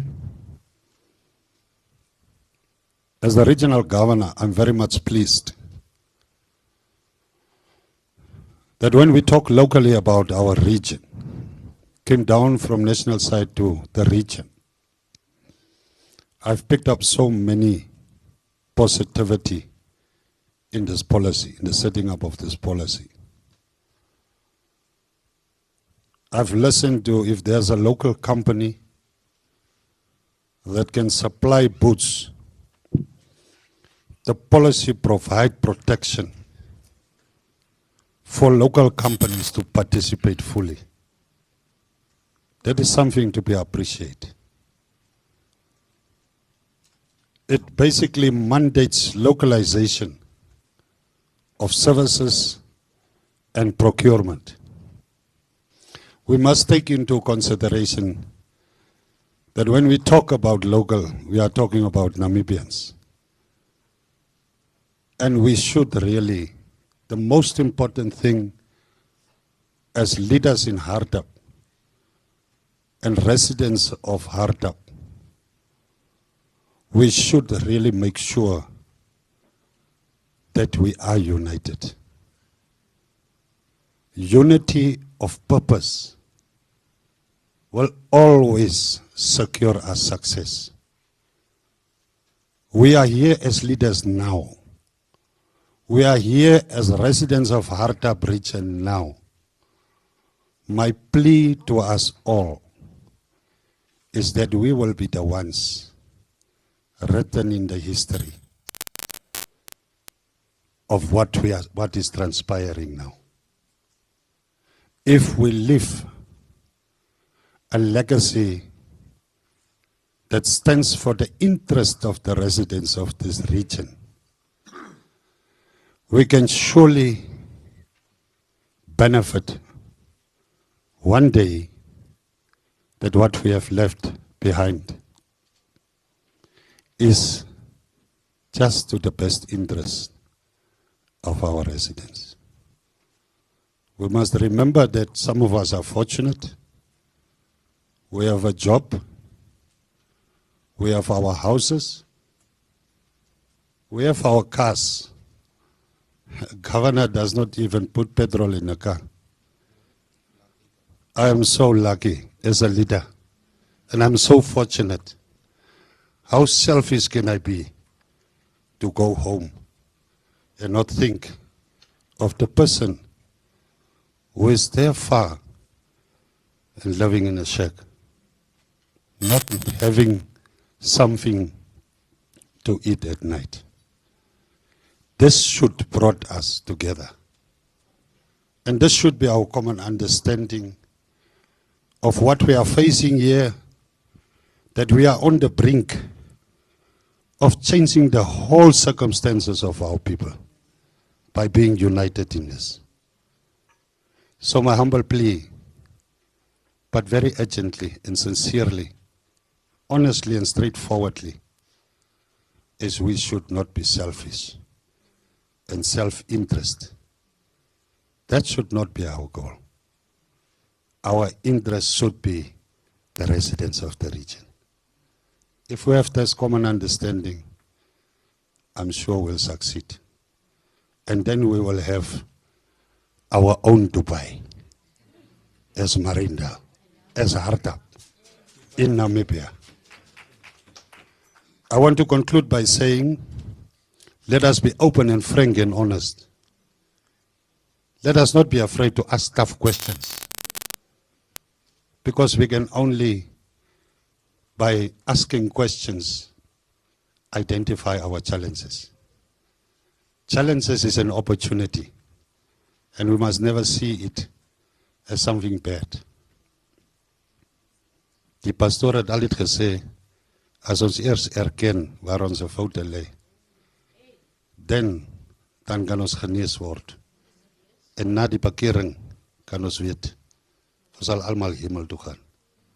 So let us not be afraid to interrogate ourselves as a region and to acknowledge that we have weaknesses and that we have challenges and that us as a region needs to start within ourselves first. When we do that, we will be united and our people will walk the valleys of prosperity with us. So whenever we can localize, that's just my humble plea to the panel. And I think the policy has already set the tone for localizing. That must be covered, fully covered in the policy. This is, as I have seen it, is a very fast evolving industry. There's no time. It's not business as usual. If we need to work 24 hours around the clock, let's join hands and do that for the best interest of our people. So thank you. That was just a comment. I want the residents to respond. Thank you. Thank you, Honorable. Thank you, Honorable Governor, the panelists.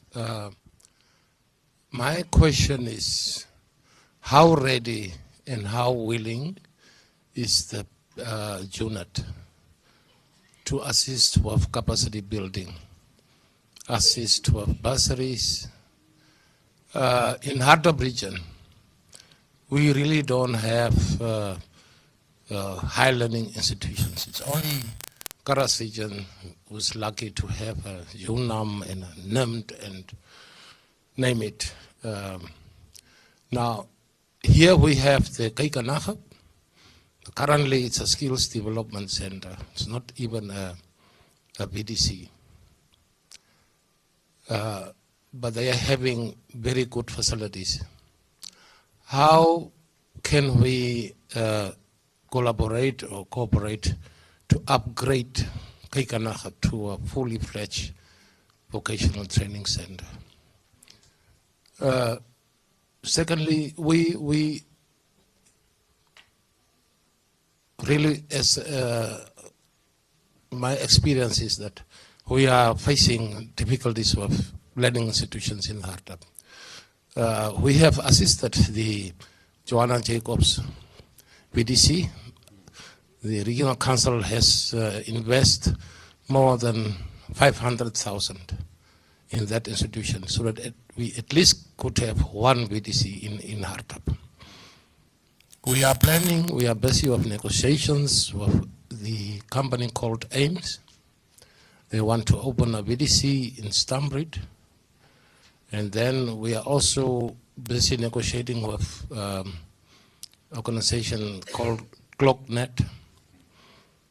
They have a VDC in the north, but we want them to open one here. So how ready and willing is this industry to contribute in establishing those type of institutions in Hardap region? Thank you.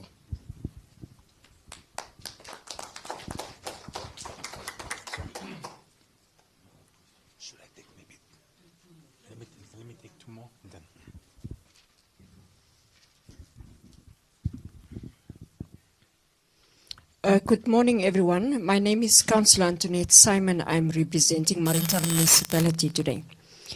I first would like to commend the team for coming on behalf of the ministry for sending out delegates, also for the policy and guidelines reviews. But my comment that I want to make is, number one, I think we should, whenever we do this policy reviews, we should really look at the young people. as we see today, we are represented by schools. Mariental High School as well as Empline is here today. And that says a lot. Schools must be, young people must be represented in policy reviews. It's very important because these people are the ones that is going to take these things further for implementation, as well as how it's going to benefit them in future endeavors. So it doesn't help for us as a country to just go around in the country and we don't have representatives of young people whenever we do this. Thank you.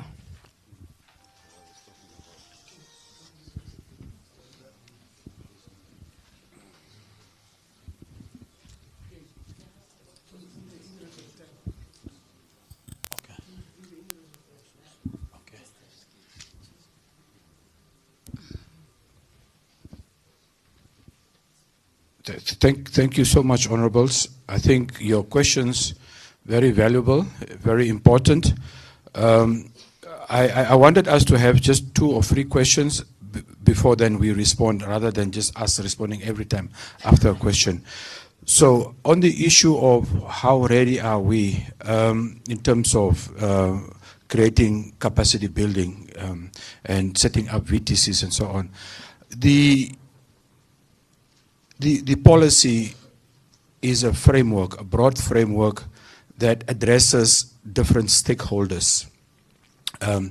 As Louise have indicated at the last slide or the second last slide, who are these stakeholders? And one particular stakeholder that addresses your concern is Petrofund.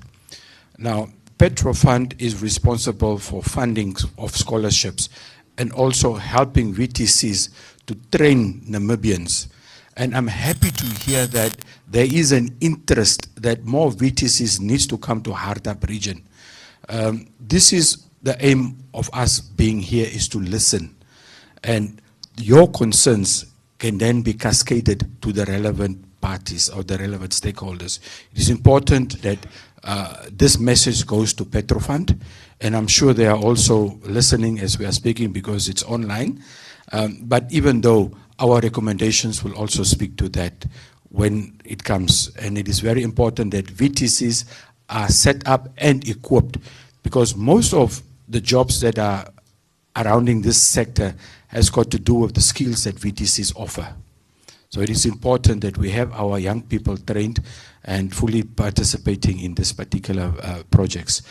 Thank you so much. So, and then on the councillor that spoke about the involvement of the young people, I think if we look at and if we listen to the message from the 8th administration, it is very clear. We prioritize the youth and the young people. And I'm not surprised to see a lot of young people today. And I think that is what is filtering through. So thank you so much. We are taking cognizance of that. This particular sector is a very capital intensive sector, but it is also very labor intensive. And that is why you need young people, productive people of the society to be part and parcel of this particular sector. Thank you so much.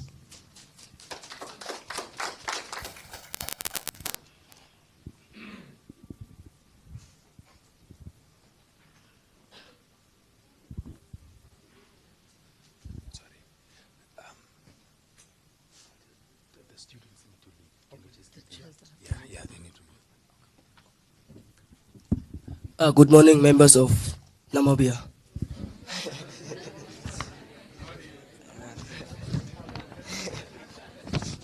I just wanted to ask, where can fellow youth members of Namibia get scholarship? Petrofund, which of us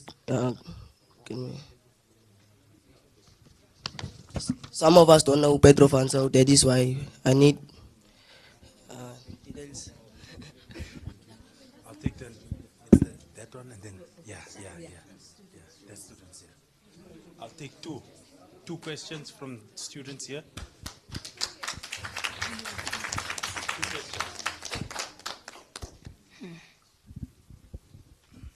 Okay. Good morning, everybody that is present today. I would like to stick to the protocol observed already. My question is very simple. Like at school level, We have most at school different fields of study, like science, commerce, and social science. Like, do we all augment all subjects like we are as a youth? That's my question. I thank you.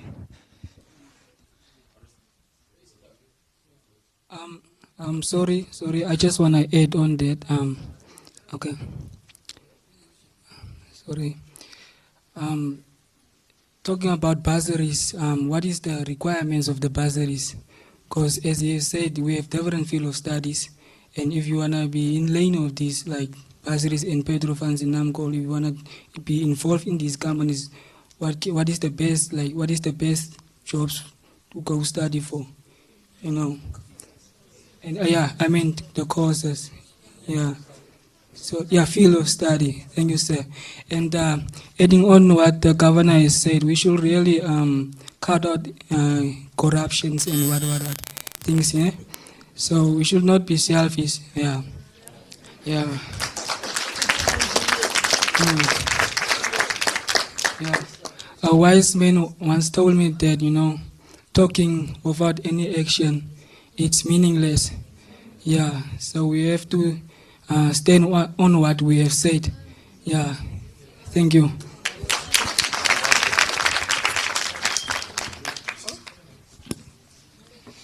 Good morning, everyone observed here. Thank you so much. My question is just simple, ever since our previous grades and all that. Well, my question is, as we are the future leaders and generation, some of our learners do commercial fields, basically the commerce field. But do we stand the chance, because most of the institution always offer science field programs and all that, which discourage us as the commerce students and other social students. Do we stand a chance, or are we doing our field on just unnecessary? That's my question. Any more students? Okay. Then let them answer and then I come then here.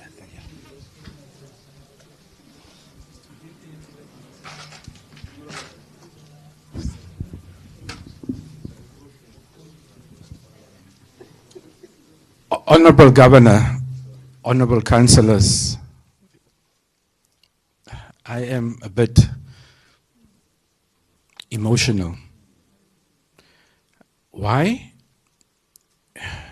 Many of these questions, I can see there's a lack of awareness and information that is not coming through. It is very important that the institutions and the local and regional authorities work hand in hand together. It is extremely important. When I listen to the questions, where is Petrofund? What is Petrofund? Where can I get a bursary? Somebody sitting in Windhoek will easily be able to answer those questions. But it is painstakingly very hurtful to see these questions being asked here. And that is a call on us to do better. And we should do better. We should serve our people, our communities. So with that said, Petrofund is there to provide scholarships to students. They are online. They are on the national platforms, on Facebook. They are on the website. Please, youth, they are currently also opened up. They opened up for scholarship to provide different fields of studies. Please go to the website, see what is there for your interest and apply. It is very important. Secondly, Petrofund is also focusing now on TVET. They would also want to bring contribution to TVET so that there can be more TVET opportunities for young people to take part. On the issue of science, is it only for science? I would say no. I was a beneficiary of Petrofund. And in my undergraduate, I did law. It is not a science field. And I went to Aberdeen University, which is in Scotland, one of the best universities when it comes to oil and gas. And I did a master's program on oil and gas law. And the question is, what about commerce? Commerce is at the heart of almost everything. We would need people to do specialization in that particular sector, in the commerce field. Why? Because as our oil is being extracted, we need to keep track and we need to account to the people, and that is where the commercial people come in play. We need commercial people, we need commercial specialists for our oil and gas sector, people that audit, people that are in charge of the metering also. When the oil is being tapped, people that keep a watchful eye and account to the nation with regard to how our resources are being extracted and being used. So yes, my lady, commerce, it is a very important particular subject for the oil and gas. Thank you. Maybe my colleague would like to say something. And maybe just to add that the colleague from Petro Fund informed us in Keetmanshoop that the applications for forms for Petro Fund scholarships were distributed in the regions. I would like to believe that the governor's office also got some. Yeah, because in Keetmanshoop they confirmed that they did receive some application forms from Petro Fund for the current running scholarship, which is closing on the 7th of October. Yeah, and on the questions on fields, just like my head here, Mr. McLeod said that he's a lawyer. My undergraduate degree is in economics. And then I did a master's degree in oil and gas management, majoring in finance and investment also. So commerce is very, very key to this industry. But also maybe one thing worth noting is that I self-funded. Mr. McLeod was lucky, he got a scholarship. I self-funded, I funded my own studies in the UK. It was very expensive, but it was worth it. So just so that we know that we are not all going to get funded by Petro Fund. Sometimes we also have to bring our part to assist the government. Yeah, thank you.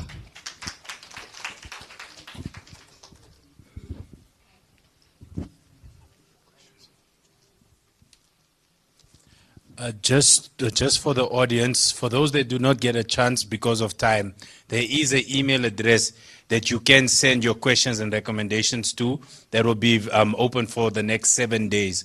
So please do send very detailed questions, ask as many as you want, because we, once again, this policy is for you. It is for all of us to ensure that once it is complete, we all benefit accordingly and we all had our input and say. First of all, I would like to thank our Heavenly Father for blessing Namibia with all the resources which were exploited in the past. And I'm also so happy for Her Excellency, Dr. Netumbo Ntaitwa, who put this sector directly under her care. I was a deputy minister in 2000 up to 2004 before I became the Minister of Labor in women and child welfare. And then I would also like to congratulate our governor. He's my son. Our governor is an anointed leader. And in his time, we had these tragic accidents. Because God knows, Comrade Governor, you are going to carry it because the Holy Spirit is with you. We were mourning, and today we are celebrating for the resources which are coming. Now mine will be now, it's not that I am gender equality, but mine is mostly on my daughter. When you were talking, I highlighted few things. What stands out is accountability and transparency. Because of the absence of these ones with the fishing companies, the minings which we have in Namibia, it's in our region, but we are the poorest of the poor. So accountability and transparency is an outstanding area which you have touched. Then the other one, ownership and benefit. Because our mines, the diamonds, are owned by foreigners and nobody benefits from it. So the ownership and benefit you mentioned there is highly appreciated. And before I go further, I have for a few points which I've had. My daughter, in our years when we were youth, we said the youth are the leaders of tomorrow. But you are leaders today.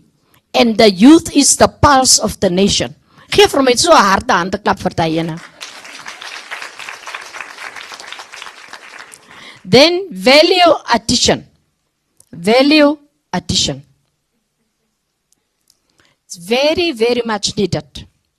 Because we sent out our billion and multi-billions of diamonds out of the country. The time they come back here, we cannot afford them. Even with the fish. They say fish for life, but the fish is so expensive for our poorest of the poor to get the fish to eat. Then prioritize local goods and services. Team Namibia. But people, when they go to the shops, they would rather buy the foreign things and not komasam. Komasam is something made from the, by ons Hereros. I'm Herero Nama German mix as I'm standing here. But the komasam is not on all our shelves. And the prioritize local goods, yeah, and expertise to train our youth like it is done in hydrogen. I especially mention hydrogen because my son, friend Mungunda, benefit for the master's degree to study in Germany for the hydrogen. And he's hands-on. And so many children apply from Hartap and Karas. Then localization, services and procurement. The procurement is a very, because I'm a politician, the procurement thing is very, very unfair currently. That's what caused the corruption. Because my son, Sam Piekes, was also a CEO, a MD at Namcor. Now what happened here is when I am sitting there, I was a minister of gender and I was a minister of labor. But nobody of my people benefit anything. Even me myself didn't benefit from a fishing quota or anything of a farm or whatever. Because what I thought was, this must go to the people. It's for the people. And those companies which have fishing quotas, they don't take social responsibility. And procurement is now in a procurement board, but there in that board, I'm not tribalistic, I'm not whatever regionalistic, but our people are not represented there. They are not in those procurement. And those ones in the procurement make sure that their people benefit. Now that is enough. That is enough. And lastly, international and procurement, I talk about honesty is the best policy. And to end out, international cooperation is needed, but let them not go and come and do for us feasibility study. They say, for example, the ones who are investors, they come in and they say, we have $19 billion for Namibia for oil and gas for the people. But then, from the, and everybody hears, Comrade Governor, that it's announced on the TV, 19 billion. But from that 19 billion, yeah, I'll finish now. And 19 billion, 18 billion goes into the feasibility study from people who are from there. How can they come feasibility study in Namibia while we Namibians know what resources where they are? and only 1 billion goes to the people. And then at the end of the day, we say, it's about Governor Hartap was given 19 billion, but I see your brother is driving a, hoe sê jy dit, dierkarre.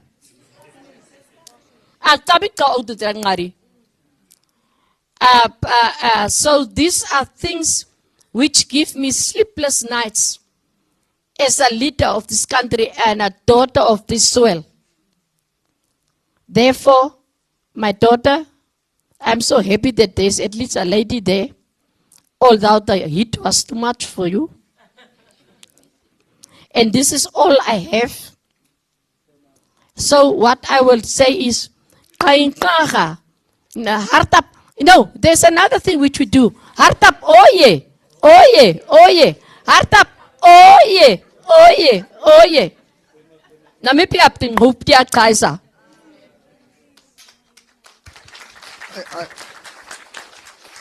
I thank you. Can you hear me? Yes. My name is Venus Klaassen. I'm the Deputy Mayor of Rehoboth Council. I've got only one solid question. We all know all is perfect and beautiful on paper when everybody presents a plan or business plan or whatever. It looks beautiful. I want to ask the panel, is the petroleum inspectors or the petroleum upstream regulators, are you guys ready for this task? Thank you very much. We shall take our last question. Okay, let me just, unfortunately, I would love to accommodate you all, but due to time, we cannot. Let us take one more from the youth. Actually, mine is not a question, but it's my honor to be here. I greet you all, my elders and my fellow learners. Actually, I would just like to ask for the email where we can ask our questions because our time is limited and we are from the hostel. We still need to travel, so please. Speak to us, myself or her, we'll assist you. Your business card, please. Yes. Yes. There you go. This is the last question. Thank you very much. I'm also a last born by birth. Mine is very, very. Mine is very, very short. It's just to ask if there is any collaboration between this program and our universities in terms of now skills development, so that these courses can be made available to young ones for future preparations. That's all.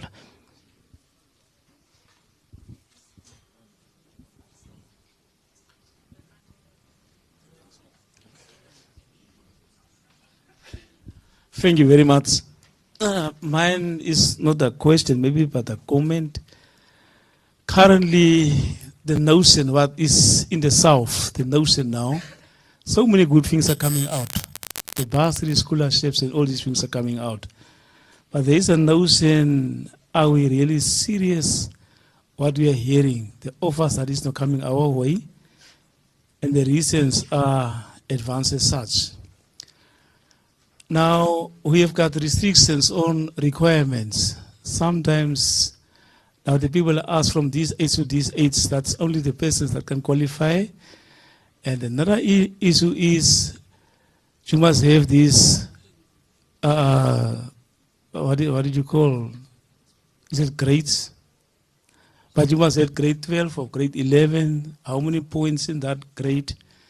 And in the South, we have got this situation, especially the ones from ages from 36 to 59 feel seriously excluded. And I don't know where the backlog has come in, as it was also alluded here, in Hartap especially, we don't have fully fledged VTCs who can also, if in the lives, in the mainstream, ones cannot maybe pursue careers and whatsoever in the mainstream.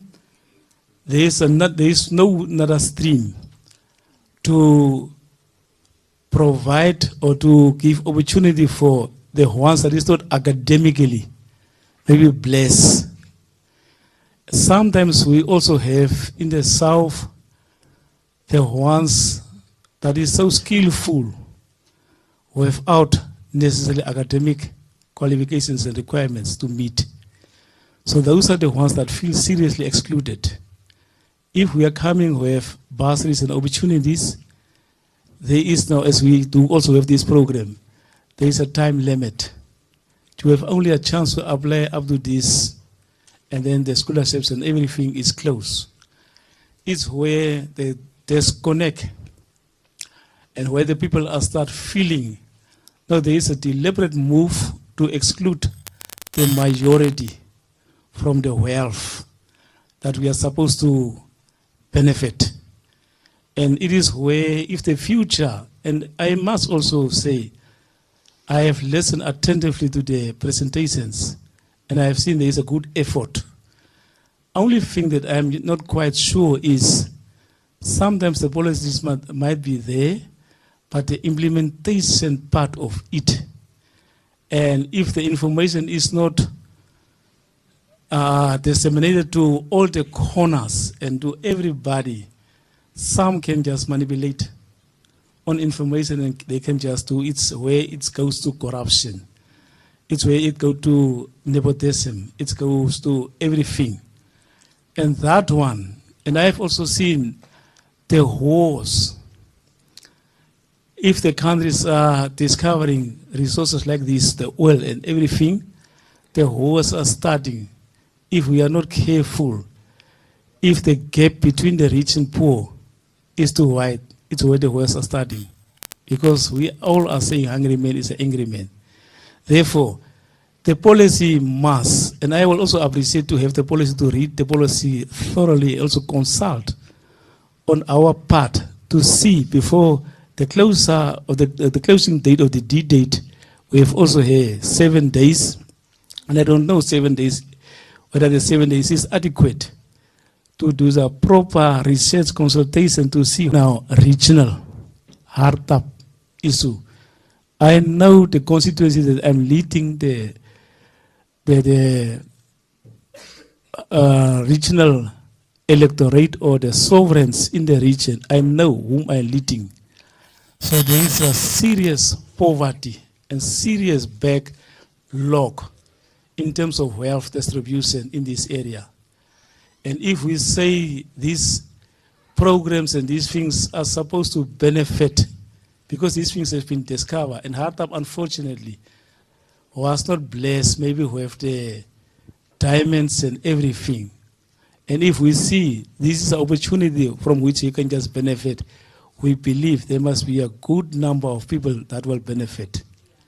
And we also want to see there must be a serious and deliberate effort to plow back royalties. Royalties can assess bursaries, because sometimes we also believe the bursary distribution, everything is not maybe taking that properly well. That's why the southerners, it's not that we don't have people who qualify with the required points and so on, but these people, they are not funded.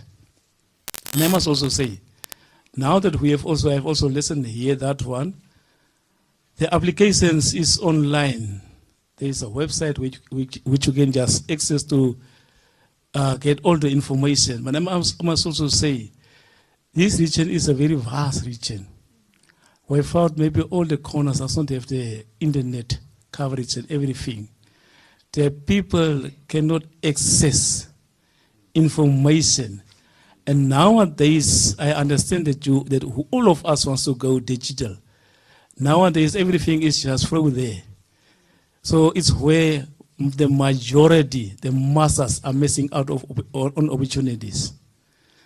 My humble request is, because my serious plea now, last time the governor was asked with the last application, was it this youth fund something? After so many time was given, there's a serious request that that program must be extended, because the majority of the young people feel they are still behind because of they don't have the necessary support in terms of internet, in terms of so many things. And these region, urban areas are not, it's in the rural areas where the people does not have that facilities. We base a farm from here, miles away, where there is a school, where there is a lot of youth. They've only received telephone of the cell phone network yesterday. Only yesterday. All the years, these years they were not connected. So now they are connected. It's only yesterday. So it's only from where they will start getting this information, and the time is up. So if the panel and the presidency, we appreciate the fact that these opportunities are there, but I think, and I agree with the advisor to the president, there is maybe a serious lack of information dissemination, and there is a serious lack of proper coordination. Time is maybe information to reach the necessary and relevant structures. It will also assess us, because this meeting was supposed to, prior to this meeting, to have consultation meetings in the informal settlements, so that we can just, if we give inputs today, give the right inputs, what the people really have on at heart. That is my submission. Thank you very much.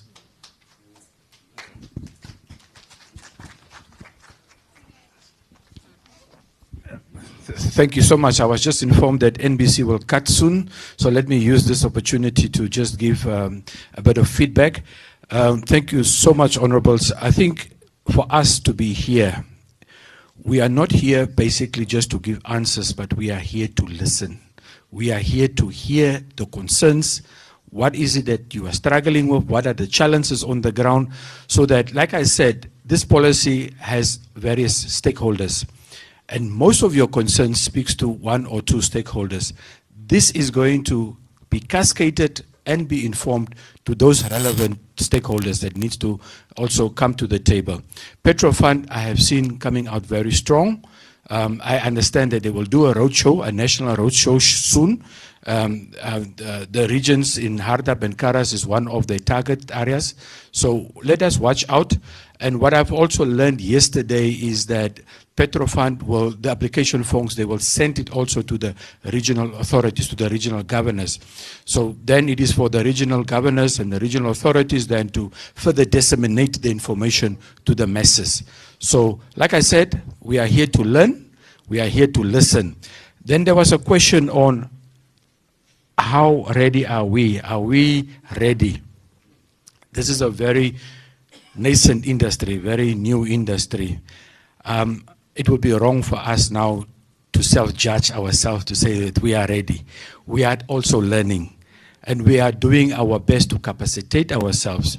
And how can we capacitate ourselves? By making sure that Namibians get the necessary training, they get the necessary support so that their businesses can be allowed to participate into these ventures, and also to making sure that ownership at all levels can also take place, from the level of being a shareholder in the company to a level of businesses being supported also. So yes, this policy is broad-based, it speaks, and that is what we want to achieve. We may not be, at this point, very much ready, but we want to get ourselves geared up through a phased process where we can, meaningfully add value to ourselves, to the sector, and to the communities. Yeah, I think the last comment by the Honorable, where he mentioned about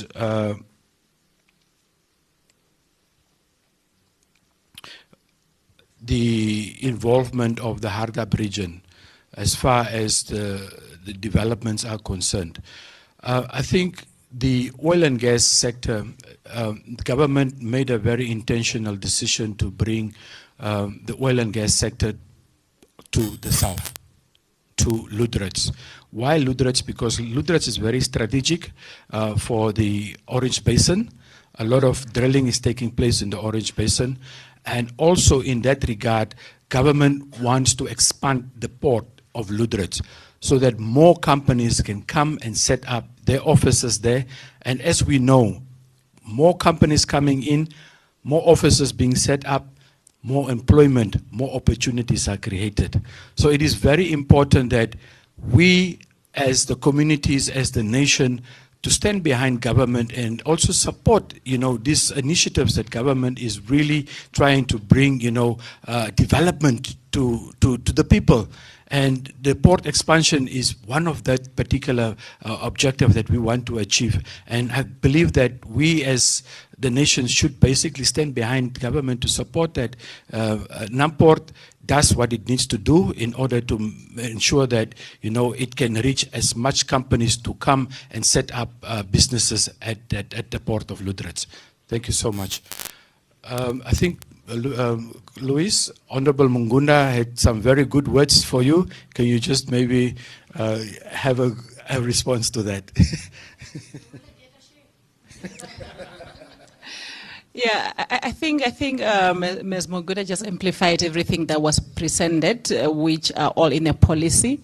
No, I don't think I have much to say about that. It was a very good contribution. It's noted I think due to time, we have to close now because NPC is about to cut off. So I think it's time for the remarks from the governor, perhaps the closing remarks here. Thank you. Just in closing, I want to thank you all. There is a part where the facilitator, yeah, just before we close, I just wanted to say something. There is another event taking place after here, so please let us all remain behind. After we are going for the lunch, we come back and then continue with the event that is earmarked and planned for this. Facilitator, please, thank you.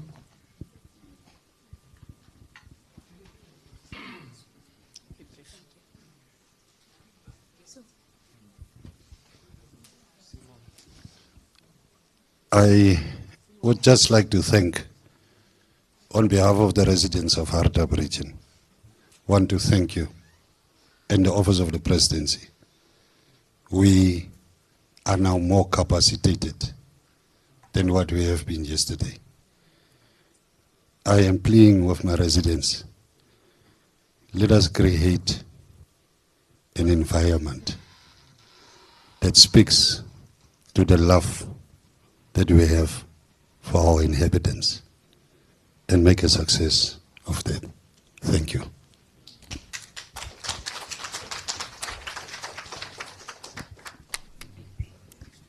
Can we please give another round of applause to our panelists for the exceptional work?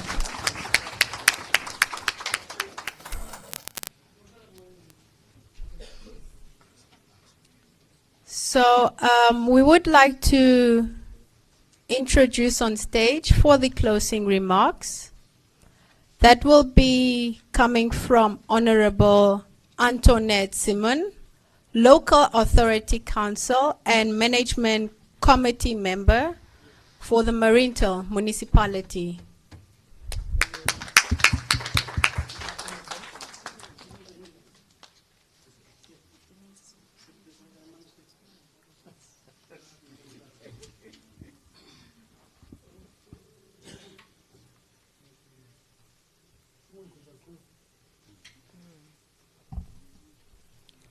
Thank you, Madam Facilitator, for this opportunity.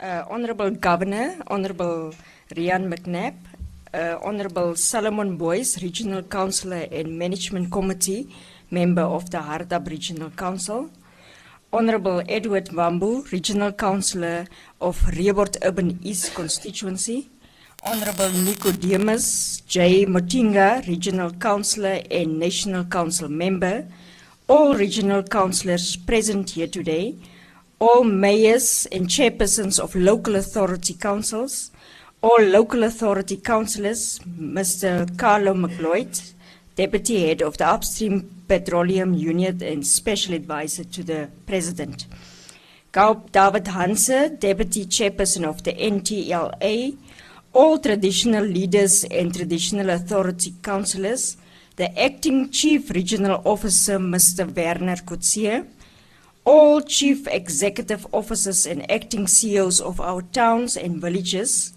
all heads of offices, ministries and agencies, esteemed community members, as well as the pupils of various schools that was attending today. Regional stake, on behalf of the region, the town, the beautiful town of Mariental, as our mayor would allude if she was here, I wish to extend our sincere gratitude to all of you for your active participation in this regional stakeholder and community consultation on the National Upstream Local Content Policy today.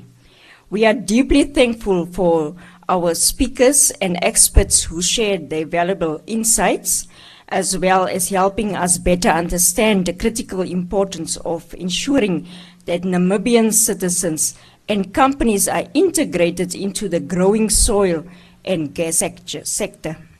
Special thanks to all stakeholders and community members present here today for your thoughtful contributions and willingness to engage in this important dialogue that will shape Namibia's economic diversification, job creation, and empowerment efforts.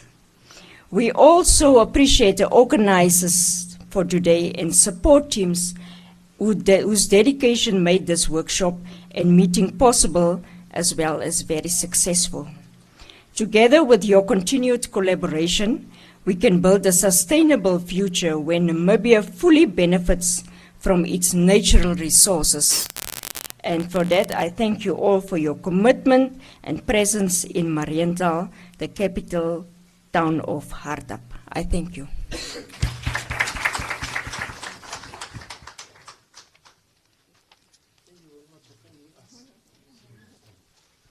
Thank you, Honorable Antoinette Simon, for that wonderful closing remark.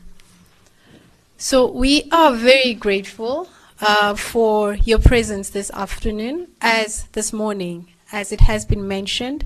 On the screen, as you can see, that is the email address to which you can continue to submit your inputs and recommendations.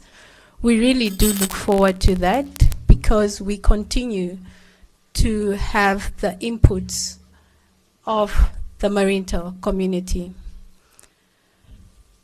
In short, there is lunch that is prepared outside. We are going to do the anthem, and thereafter we will continue to lunch, and the program that is scheduled for the afternoon will commence after lunch. May we please all rise for the anthem.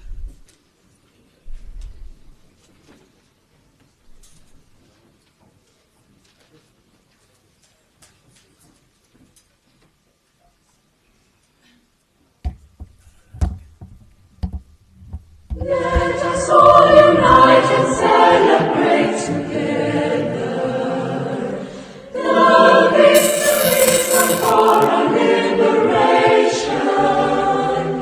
Let us dedicate ourselves to rise together to defend our liberty and unity. Oh, sons and daughters of Africa, flesh of the sky and flesh of the sky, let us make Africa the tree of life.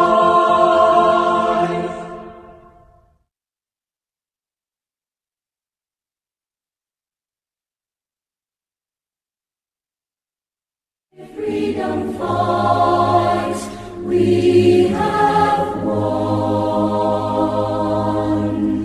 Glory to their bravery, whose blood waters our freedom. We give our love and loyalty, together in unity,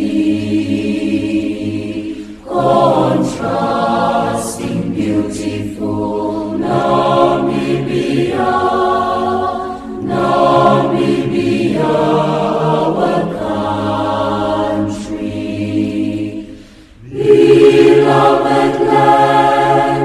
someone else. Hold high the banner of liberty. Namibia, our country.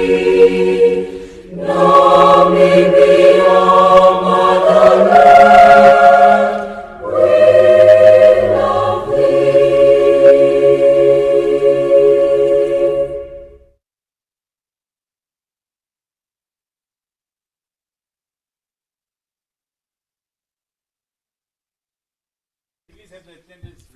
Thank you.